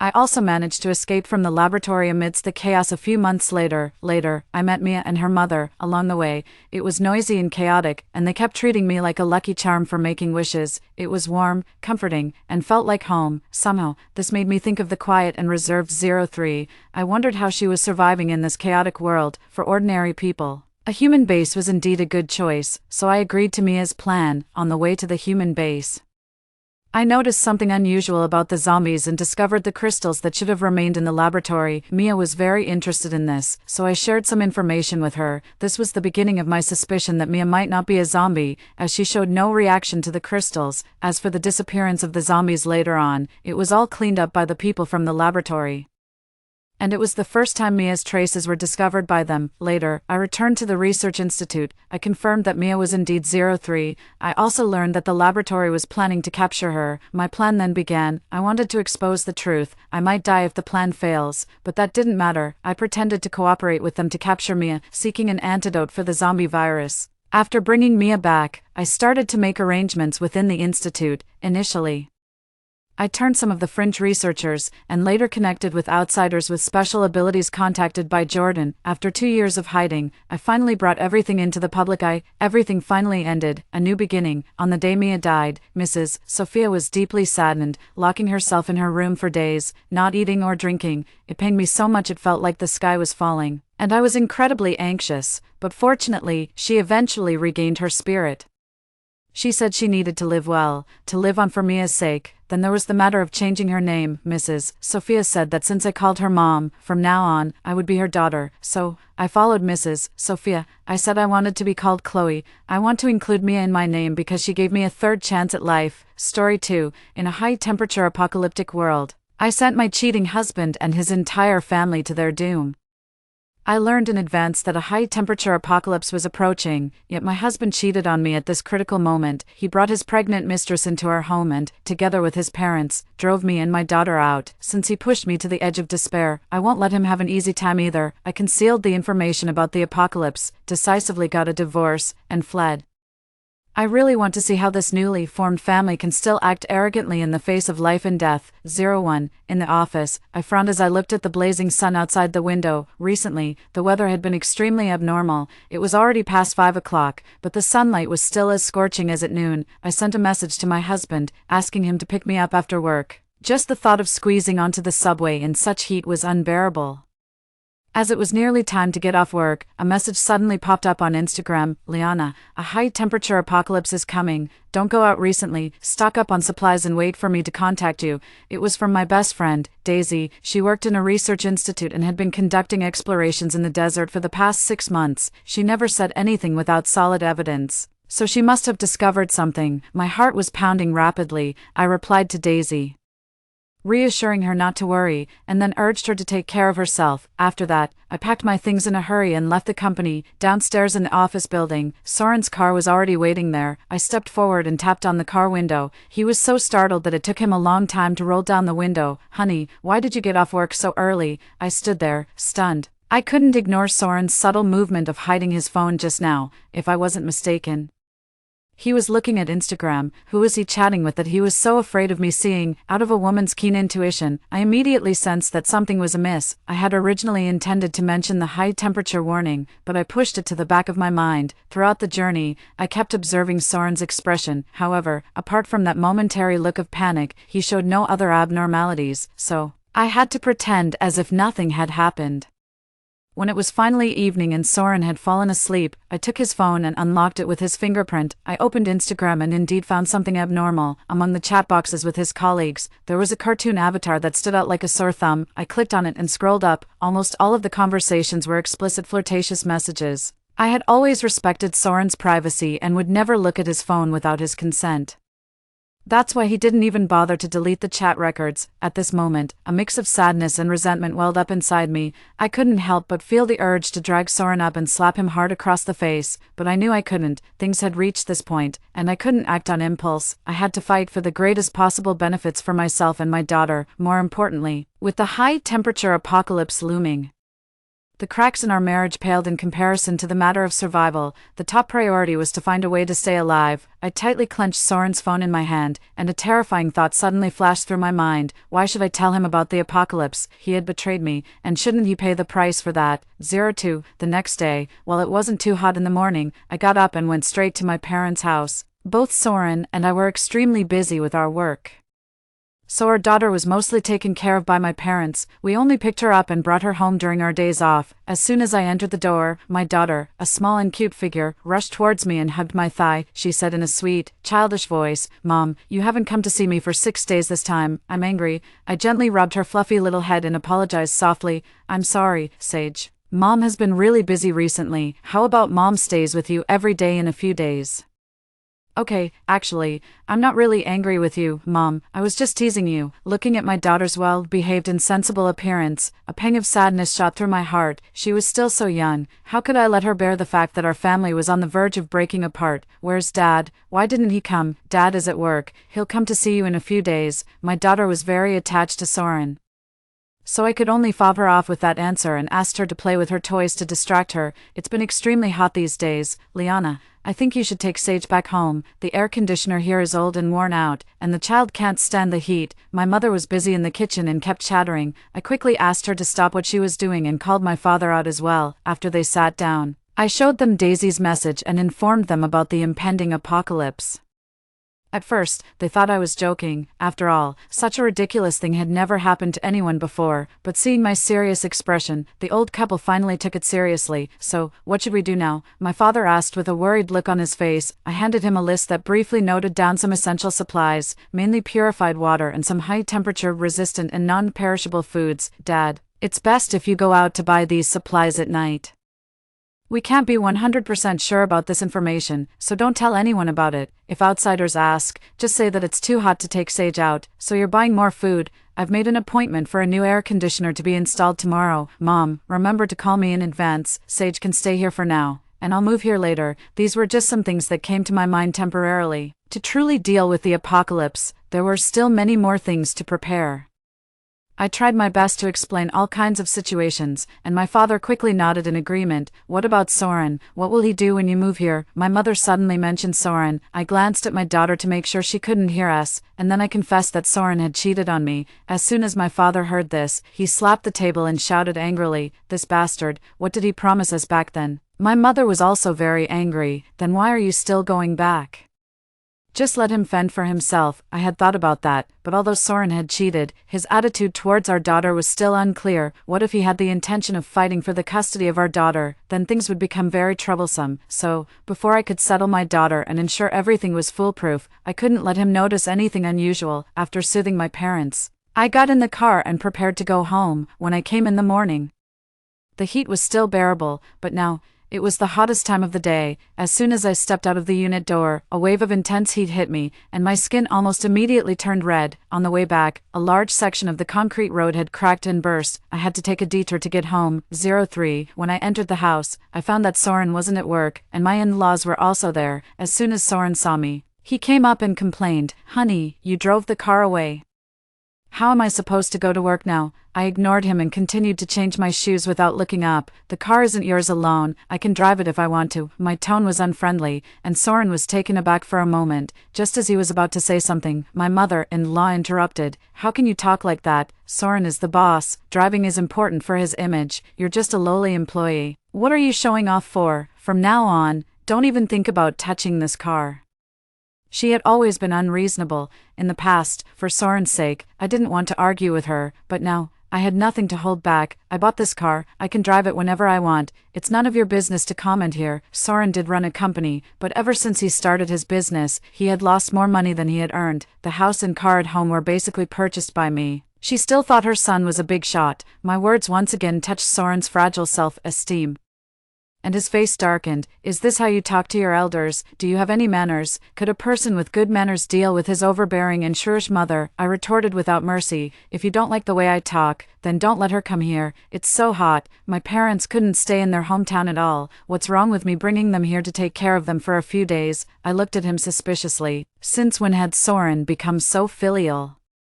Although he was always good at pretending, after being married to him for so long, I knew his true nature well. He might say nice things, but in fact, he was extremely annoyed with his mother. It was obvious that a simple air conditioner could solve the problem. Why did he go to so much trouble to bring his parents here and cause trouble for himself? I didn't believe he was being so kind-hearted. Soren was still making excuses when my in-laws couldn't sit still any longer. My father-in-law gave Soren a meaningful look. All right, she'll have to know about this sooner or later. There's no way to hide it. Just tell your wife the truth directly. That's right, she really thinks our family can't function without her. My mother-in-law chimed in, not forgetting to belittle me with her words. Soren looked at me hesitantly and couldn't bring himself to speak. Seeing this, my father-in-law slapped him hard on the back and spoke on his behalf. Soren has someone else outside. She's pregnant. You should make way quickly, get the divorce settled before the child is born. Soren lowered his head and acquiesced to what his father had said. I gritted my teeth and stared hatefully at this family of three, wondering how they could say such shameless things with such a calm conscience. Soren, are you still human? I clenched my fists tightly, afraid that I might not be able to hold back from going up and tearing his face apart. I'm sorry. Liana, she's carrying my child. I can't let the child be born without a father. Although there was still a hint of guilt on Soren's face, the words he said were completely heartless. I could no longer suppress the anger in my heart and raised my hand to slap him hard. How can you say such a thing? Isn't Sage your child? Soren's face instantly turned red. My mother-in-law suddenly pushed me away and stroked his face with a look of heartache. How dare you hit him? After being married for 7 years, you only gave our family a useless daughter. My son should have kicked you out long ago. I'm warning you, Felicity is carrying a boy. If you know what's good for you, get out of here by yourself. Now I understood why my father-in-law and mother-in-law were so arrogant. It was because they finally had the grandson they had always dreamed of. Their obsession was so deep. I wondered if there was really a family fortune or title to inherit. Soren, you said that having only Sage in our life was enough for you, and you never cared whether it was a boy or a girl. Our family has had only one son in each generation for 3 generations. I can't let the family line end with me. I looked at Soren's hypocritical appearance, and memories in my mind kept flashing back. How could such a futile and ignorant man pretend for so many years with a clear conscience? I no longer had any hope for him and showed my bottom line. Divorce is okay. Since you cheated first, you must leave the house with nothing. Absolutely not. Almost as soon as I finished speaking, Soren refused. My mother-in-law was even more insistent. Why, we paid the down payment for the house. What a ridiculous dream you have. That small down payment was nothing compared to the full payment. How could she have the nerve to mention it? Either you leave the house with nothing, or we won't get a divorce. Your grandson will be an illegitimate child who can never see the light of day for the rest of his life. After saying that, I turned around and went back to my room, ignoring the curses of my mother-in-law behind me. 04. After closing the door and calming myself down, I started to prepare the necessary supplies. I didn't know how long this heat wave would last, and it would be very troublesome to rely only on my parents and me driving around to buy things. I directly contacted a wholesale market and asked them to deliver the goods to my home. I racked my brains and browsed through various materials on the internet. Finally, I made a list and sent it over. Most of the food items were storable dry goods and vegetables, such as 200 g of flour, 200 g of rice, 200 g of millet, 50 g of potatoes, 50 g of radishes, 100 g of dried green vegetables, as well as 100 boxes of instant noodles, various self-heating hot pots, and compressed biscuits. As long as they had the items available, I basically ordered at least 100 portions of each. More importantly, for water, I directly purchased 500 barrels of mineral water and 100 boxes of various energy-boosting drinks. Sage was still young, unlike adults who just needed to be full. Her nutrition also needed to be ensured, so I added 100 g of beef and mutton, 200 cans of various types of meat, and 100 each of chickens, ducks, and geese. Considering the storage of these supplies, I ordered 2 large freezers. At that time, I would throw out all the useless furniture in my parents' house and use the living room to store the supplies. Cooling couldn't be achieved without electricity. My father had experience in this regard. I sent him a message and quickly received a reply. He managed to get connections to buy a diesel generator and also purchase solar panels, planning to install them himself. Then I bought a batch of medicines and various cleaning and toiletries. It was already dark by the time I finally finished everything, and I fell asleep in a daze. When I opened my eyes again, I was woken up by the noisy voices in the living room. When I went out to take a look, besides my in-laws, there was an unfamiliar woman in the living room. There was a pile of fruits in front of her. Usually, my mother-in-law would always find fault when I bought these fruits, but now she was being surprisingly generous. "Felicity, get more nutrition. The baby will be healthier in the future." She gently stroked the woman's belly and earnestly advised her. I immediately understood. This woman was Soren's mistress. I never expected them to be so heartless. Soren and I hadn't divorced yet, and they actually brought the mistress into our house. A surge of anger welled up inside me. I directly rushed over and overturned the fruits on the table, shouting at them, "Who allowed you to bring someone in here casually? Get out of here right now." The woman seemed to be extremely frightened by me. She shrank back towards my mother-in-law and called her mom in a low voice. She wasn't even married to Soren yet, but she was calling so affectionately. The more I heard it, the more disgusted I felt. I trembled with anger and grabbed her, dragging her towards the door. My mother-in-law was like a mother hen protecting her chicks, shielding the woman behind her. "You little bitch, how dare you touch my grandson? I'll fight you to the death. This is my son's house. I can let whoever I want in." I didn't pay much attention to her old age. I pushed her away and pulled the woman towards the door. Suddenly, the woman's crying and my mother-in-law's scolding mixed together, and the scene became completely chaotic. My father-in-law took the opportunity to call Soren, and he quickly rushed back home. After Soren entered the door, he directly pulled me away. He stood in front of me, seemingly protecting the woman behind him. "Joliana, have you had enough?" There was anger on his face, and his tone was cold and stern. He was blaming me for another woman. The anger in my chest was boiling over. I was so angry that my whole body was shaking. "Soren, we're not divorced yet. Do you still have any sense of shame?" By now, our relationship had completely broken down. The last bit of Soren's guilt had also vanished. He directly revealed his true intentions. "Felicity is carrying my child. It's so hot now. I can't leave her alone. I've made up my mind. Let's get a divorce." He finally said the word divorce himself. Now, the last trace of my attachment to him was gone. I replied expressionlessly. I said, "If you leave the house with nothing, I'll agree to the divorce." "Absolutely not. I paid the down payment for the house. After marriage, it was jointly repaid. According to the shares, the house should be mine. Even if you want to sue, I'll win the case." He spoke with full confidence, as if he had rehearsed these words thousands of times in his mind. "What about Sage? I won't fight you for Sage's custody." I really couldn't hold back anymore. I raised my hand and slapped him, shouting furiously, "You mean to drive me and Sage out, in such scorching heat? Where do you expect us to go? I think you truly intend to kill us." My eyebrows twitched. The more I thought about it, the more terrified I became. I suddenly realized that I had been blinded by anger. At this moment, my parents and daughter were anxiously waiting for me to make arrangements, yet I was only tangled with Soren. The top priority was to find a place to stay. I had only focused on buying supplies. My parents' small house simply couldn't accommodate so many things. Moreover, people's hearts were unpredictable. In the face of a major disaster, with so many supplies, we would surely become a target. The old iron door of my parents' house could be kicked open by me with just 1 foot. At that time, the danger would only double. Only then did I react. There were still so many loopholes in my plan. I'm not that capable. I can't take care of everyone right now. All I want is for Felicity's child to be born safely. Soren looked at me coldly. I lost my temper and stopped arguing with him. I agreed to the divorce. I don't want the house. All the savings at home must be given to me, and I also want the car. The house had just paid off the mortgage this year. The total savings and the car were less than 1 million at most. No matter how you looked at it, I was at a great loss. Soren quickly nodded in agreement. We immediately drew up a divorce agreement on the spot. Soren proposed that I could only transfer all the property after notarization at the Civil Affairs Bureau tomorrow. To avoid disputes, I agreed to his request. 05. After signing the agreement, I rushed to the suburbs overnight and rented a villa in the mountains. The temperature here was much lower than in the city, and there was mountain spring water on the mountain, making it the most suitable place for summer escape. I pretended that I was renting it as a warehouse. The real estate agent specifically found me one with a basement. In the future, the supplies could be placed there, which would be much safer. More importantly, the landlord was abroad and had entrusted the rental matters to the agent entirely, as long as I signed the contract. I could move in immediately. I signed the lease for the house right away. After the payment was received, the agent gave me the keys on the spot. Then I contacted the customer service of the wholesale market and sent them the address of the villa. I paid double the freight, and they promised to start preparing the goods as soon as it was dawn. By the time I finished all these things and rushed back to the city, it was already dawn. According to the agreement, I went to the Civil Affairs Bureau.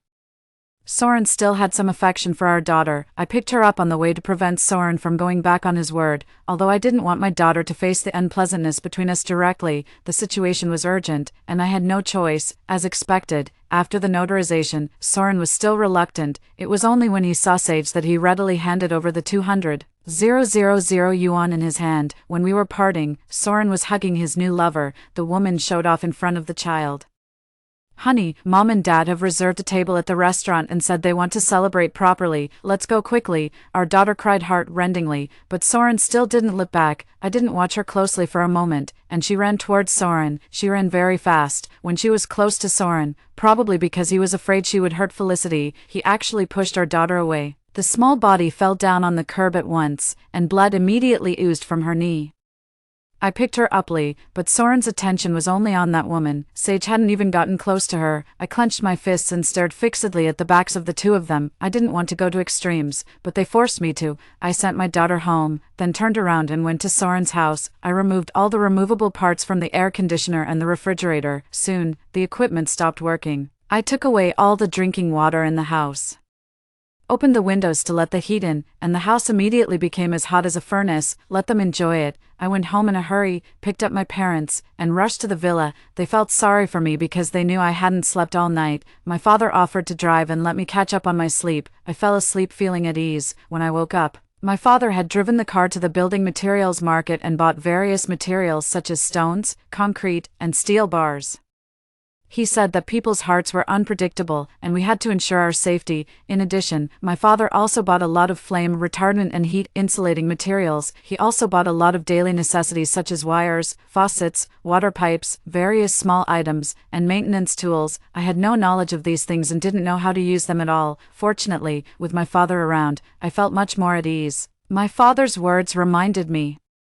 I immediately placed an order online for several stun guns and self-defense devices and asked them to be delivered to our home immediately. When we arrived at the villa, the things I ordered had already arrived. The workers were unloading the goods. I didn't dare to reveal the basement, so I only asked them to put the things in the yard. The delivery man asked curiously, "Miss, you've got so many things. When will you be able to sell them all? Aren't you afraid they'll expire?" I had to make up an excuse. "I'm a live streamer selling goods. These things will be shipped out tomorrow. You young people are really amazing. Unlike us, we can only do manual labor." The man was sweating profusely from the heat, but he still smiled and gave me a thumbs up. I felt really sorry for him. After the unloading was done, I gave him triple the handling fee and some extra tips. The man kept refusing, but I insisted that he take it. "Brother, it's really hot now. There have been a lot of accidents in your line of work. Stay at home and rest for a while before coming out again. I'm not a saint. I can't save everyone. This is all I can do." After the man left, I went to check around. There had been a plan to build a resort here before, so most people bought the villas with the intention of investment. The occupancy rate was not high. This was also convenient for our actions. My parents and I quickly moved the things to the basement. By the time we finished these, the generator, solar panels, and building materials my father bought had also arrived. By the time all these were installed, it was already evening. My mother and I were so tired that we collapsed on the sofa. While my father was still busy, he connected the circuit to the basement, powered on the freezers and the air conditioner, installed the solar panels, and reinforced the windows and doors with steel bars and cement. Looking at his masterpiece, my father was very satisfied. Up to this point, everything seemed to be foolproof. My mother and I contacted some relatives and friends, saying that we had fallen ill due to the heat and advising them to stay at home and rest as much as possible and not go out. We had done all we could, and the rest was up to fate. 06. We hadn't been here for a few days when the high temperature weather erupted fully. Governments in various places successively announced the suspension of work and school. In many places, the roads had burst, and the entire urban traffic was paralyzed. Fortunately, the water and electricity systems were still operating normally. People stayed at home and could still hold on for the time being. Our family stayed in the basement. My father was chopping stuffing and pickling pickles, since the capacity of the freezer was limited. My mother was also busy sorting out the things for fear that they would go bad. At this time, my phone received a message reminding me to update the system. Then I remembered that we had installed a monitor at home for Sage's sake. I had done so much. How could I not see for myself what would happen to Soren's family? I couldn't wait to open the monitor and found that all 4 members of Soren's family were in the living room. Felicity was lying on the sofa, with a basin of ice beside her. My mother-in-law was fanning by hand, directing all the cool air towards Felicity. while she herself was sweating profusely. Even so, Felicity was still not satisfied and complained to Soren. "Soren, have you found someone to fix the air conditioner yet? I'm almost dying of heat. You can't even get the air conditioner fixed. What's the use of being with you?" These words made Soren angry, and he retorted, "Can you stop complaining? They have a lot of orders. What can I do? Besides, is it really that hot? Why can we all tolerate it, but you can't?" Felicity was immediately unhappy when she heard this. She covered her face and started crying. "What did you promise me before? You said you would take good care of me and the baby when you brought me here. Now, I just want to use the air conditioner, and you're not willing. I'm carrying your son. If it really doesn't work, I'll abort the baby." These words hit my mother-in-law's heart. She quickly comforted Felicity. "Don't abort the baby, Felicity. Soren is just in a hurry. Calm down, it's not good for the baby." Then she turned to Soren and ordered, "If there's no air conditioner, go borrow some ice from the neighbors again. Hurry up." Soren had to call the neighbor. I don't know how many times this was the time to borrow things. The other side simply and straightforwardly refused. "Brother Wine, my wife is pregnant, please be accommodating," Soren pleaded humbly. "It's not that I don't want to help, our refrigerator is not big either. Every time I freeze a basin of ice for you, the things in my house are going bad. There's really no way." The neighbor's reply was full of helplessness. Soren had to give up. Suddenly, my mother-in-law snatched the phone. "Who are you fooling? If there's no space in the freezer, you can put it in the refrigerator. Do you think we're stupid and trying to deceive us?" My mother-in-law had always been unreasonable. Her words made the neighbor very angry. "How can you talk like that? I'm kind enough to lend you things, and I'm wrong. You city people are so stingy. You're so reluctant to lend a basin of ice. You have no conscience. Your whole family will be roasted to death sooner or later." Her eyes rolled, and she suddenly thought of something. "By the way, my daughter-in-law got sick after using your ice. You'd better send a new basin of ice over, or we'll call 110 to arrest you. You're crazy." The neighbor directly hung up the phone. My mother-in-law held the phone triumphantly. "Don't worry, they don't dare not to come." Unfortunately, she miscalculated. Not only did they dare not come, but they also sent the call recording to the homeowners group. Now Soren became famous. Everyone in the group started to criticize him and said that they would never send anything to his house. Soren cared about his face and left the group on his own. Looking at the chat records in the group, I felt a sense of pleasure in my heart. Soren's mother was really something. She didn't leave any leeway for this family at all. 07. The temperature in the city was getting higher and higher. Many people moved to the suburbs. In just a few days, the surrounding villas were all occupied.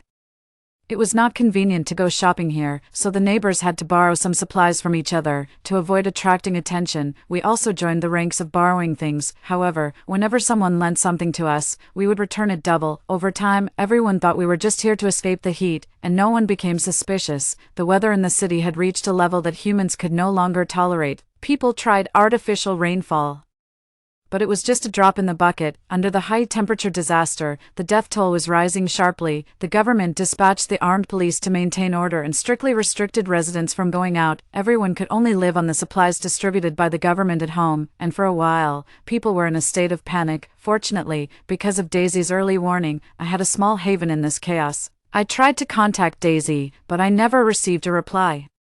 At this time, Soren took the initiative to call me for a video. After I answered, his embarrassed face appeared on the screen. His hair was messy and stuck to his forehead, and his clothes were soaked with sweat. When my daughter heard his voice, she rushed over excitedly. "Dad, I miss you so much. When will you come to see me?" My daughter had completely forgotten about the injury she suffered last time. Soren's face was very unnatural. After a long time, he replied in a low voice, "Dad misses you too. Where are you now?" "We're in a super big villa. Mom bought me a lot of delicious food. I was afraid that my daughter would reveal the fact that we had stocked up on supplies, so I quickly interrupted. "What do you want to talk about?" My tone was cold and tough. Soren was obviously at a loss and stammered, "I just want to see if you and the daughter are doing well. Liana, have you moved? My mother is sick, so we found a place to recuperate.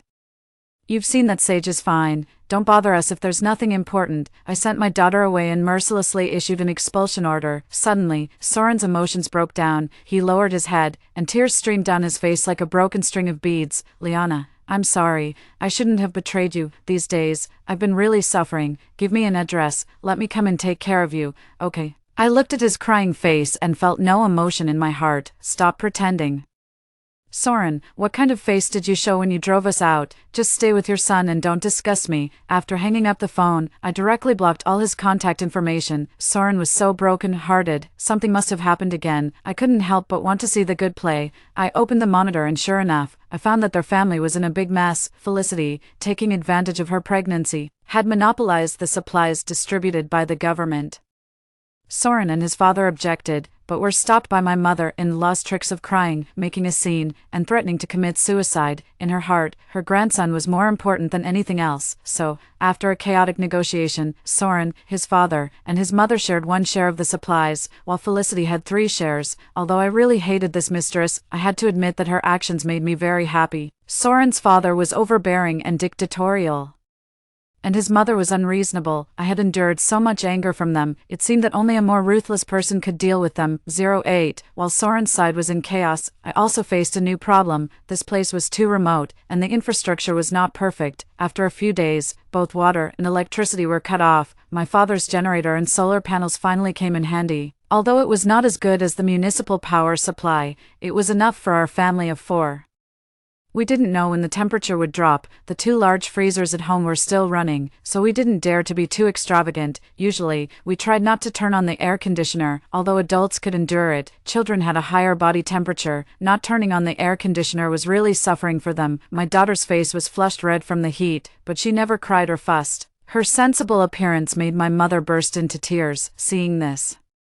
My father built a small hut for her with waste wooden boards and put a small basin of ice in it. Only then did the little girl feel better. The lack of water and electricity was not the most terrifying thing. The terrifying thing was that as the supplies became scarce, there were cases of theft and even robbery of supplies in the community. To avoid accidents, my father sealed the original door of the basement with cement, moved some furniture and placed it on top, and opened a small door under the kitchen cabinet. Among these villas, only a few had basements. When the thieves came, they couldn't find the door of the basement, and without thinking too much, they took the things we put in the kitchen and ran away. Later, several more groups of people came. My father and I picked up axes and stun guns and confronted them directly. Seeing that we were not easy to mess with and there were not many supplies in our house, they left in disgrace. Only then did I feel relieved. When I opened the monitor of Soren's place again, I couldn't believe my eyes. Soren and his parents were sitting at the dining table, dividing the meager supplies, while Felicity was tied up in the corner with a rope, and her mouth was stuffed with a rag. She looked at the 3 of them resentfully, and there were continuous whimpers in her mouth. My father-in-law finished eating first, walked up to Felicity, kicked her, and then went to the sofa to close his eyes and rest. What was going on? This woman was carrying the precious grandson. Wasn't she supposed to be extremely precious? My father-in-law used all his strength in that kick, causing Felicity to let out a heart-rending scream and roll on the ground. My mother-in-law yanked her up and slapped her twice in the face, viciously saying, "You little slut. You've been lying to us for so many days. If it wasn't for the fact that we wanted to get more supplies through you, I would have thrown you off the building long ago." The more she spoke, the angrier she got. She grabbed Felicity's hair and smashed her head against the wall until it was bloody and bruised before she finally stopped. From her constant curses, I finally understood the whole story. It turned out that Felicity wasn't actually pregnant. A few days ago, she secretly changed her sanitary napkin and was caught red-handed by my mother-in-law. My mother-in-law had given most of the supplies to Felicity because of the so-called grandson. After enduring hunger and heat for so many days, she went crazy when she found out she was being deceived. My mother-in-law was so angry that her face was red and her neck was thick, but I just wanted to clap my hands in front of the screen and cheer. This old woman was so obsessed with having a grandson. On Sage's last birthday, she had heard some secret recipe that said feeding a special medicine to the firstborn would ensure a son for the second child. She sent me away and secretly tried to feed Sage the medicine. Fortunately, the medicine was extremely bitter, and Sage cried and refused to drink it. In the end, she knocked the bowl and escaped the disaster. In the evening, Sage kept murmuring that Grandma made her drink a very bitter soup. I found the medicine dregs in the kitchen. When I confronted my mother-in-law face to face, she was still arrogant and scolded me for being useless, saying that I couldn't give birth to a son. I was so angry that I asked Soren to send her back to her hometown immediately and entrusted Sage to my parents' care, just to be on the safe side. I also installed monitors in hidden corners of the house, thinking about the past. I gritted my teeth with hatred, so now, no matter how miserable my mother-in-law was, I didn't feel the slightest bit of sympathy for her. Felicity was beaten to the verge of death by my mother-in-law. She lay on the ground with her eyes closed, her body covered in old and new scars. It was obvious that she had been abused for several days. After beating Felicity, my mother-in-law still wasn't satisfied. She sat on the ground, crying and wailing, "What kind of sin have I committed? First, I got rid of that unlucky woman, and then I met you, a liar. Why is it so hard for me to have a grandson? I should have kept that woman surnamed Joe." This old woman was still thinking about her grandson. She was really hopeless. Soren watched his mother crying and making a scene coldly. Finally, he couldn't bear it anymore and slapped the table, roaring, "Shut up, can you stop making such a fuss?" My father-in-law also told her impatiently to be quiet, and then she finally stopped. Felicity opened her eyes wide, staring at the three of them with a sinister look, as if she wanted to tear them to pieces. I enlarged the screen and saw that her hands were moving constantly behind her back, as if she was using a blade to saw through the rope. Soren and the others had abused Felicity so much. Once she got free, she would definitely take revenge on them in the most cruel way. I was really looking forward to that day. 09. Finally, her chance came, one night, when it was dead quiet. She sawed through the rope and secretly put rat poison from the cupboard into the water. Soren and the others had no idea. They just thought the water had gone bad due to the high temperature and forced themselves to drink it. My father-in-law died on the spot. Soren and my mother-in-law, who had drunk less, were rolling on the ground, clutching their stomachs. Seeing this, Felicity laughed maniacally. She tied up my mother-in-law and Soren, rummaged through the bedroom and found a leather belt. She lashed at the two of them one after another, cursing as she did so. "You damned scumbag, what did you promise me before? You said you loved me truly and would marry me after getting rid of your wife. Bullshit, you just wanted to trick me into having a baby. Bastard, you deserve to be childless. And you, old hag, how dare you hit me? My own mother has never hit me since I was a child. Remember how you hit me.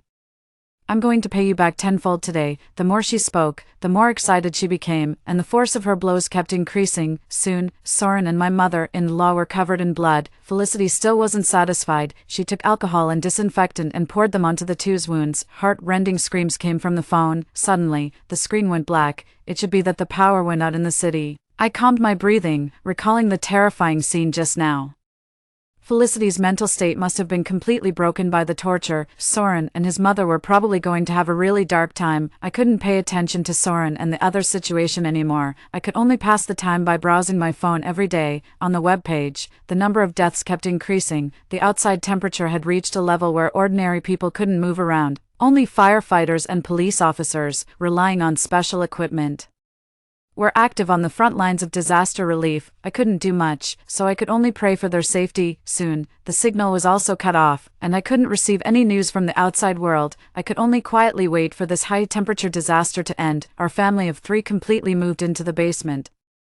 To soothe our emotions, my mother tried various ways to cook different meals. My father also made a lot of small gadgets for my daughter. We leaned on each other, and no matter how difficult things were, we could get through them. 3 months later, a heavy rain finally came. It rained continuously for 3 days, and the temperature in the whole city dropped, although it was still the temperature of midsummer. People could finally move around outdoors. When I walked out of the basement, the dazzling sunlight made it hard for me to open my eyes. I took a while to adapt before I could see the scenery outside. The flowers and plants in the yard had long since withered, and the ground was cracked with seam after seam. Everything had lost its vitality, but people were cheering and celebrating their new life. 10. After a month of restoration, the city resumed its operation, and I received a call from the police station. They told me that when the rescue team arrived at my house, there was only a crazy woman and 3 piles of white bones. After identification, the 3 piles of white bones were exactly Soren and his parents. Felicity, having lived with the 3 corpses for several months, was so scared that she went insane and was sent to a mental hospital. Soren and I hadn't received the divorce certificate yet. Nominally, we were still husband and wife, so it was up to me to handle the aftermath. I entrusted all these matters to the funeral home and didn't inquire about them anymore. Subsequently, I sold the house at home. After finding the real estate agent, I renewed the lease of the villa for a few more months. I called in a decoration team and reinforced the house inside and out. My parents wanted to move the things in the basement upstairs, but I stopped them. Mom and Dad, I think we still need to stock up on some more things. A few days ago, Daisy sent a picture that was hard to understand, and then there was no more news. I hoped that everything I did wasn't a waste of effort.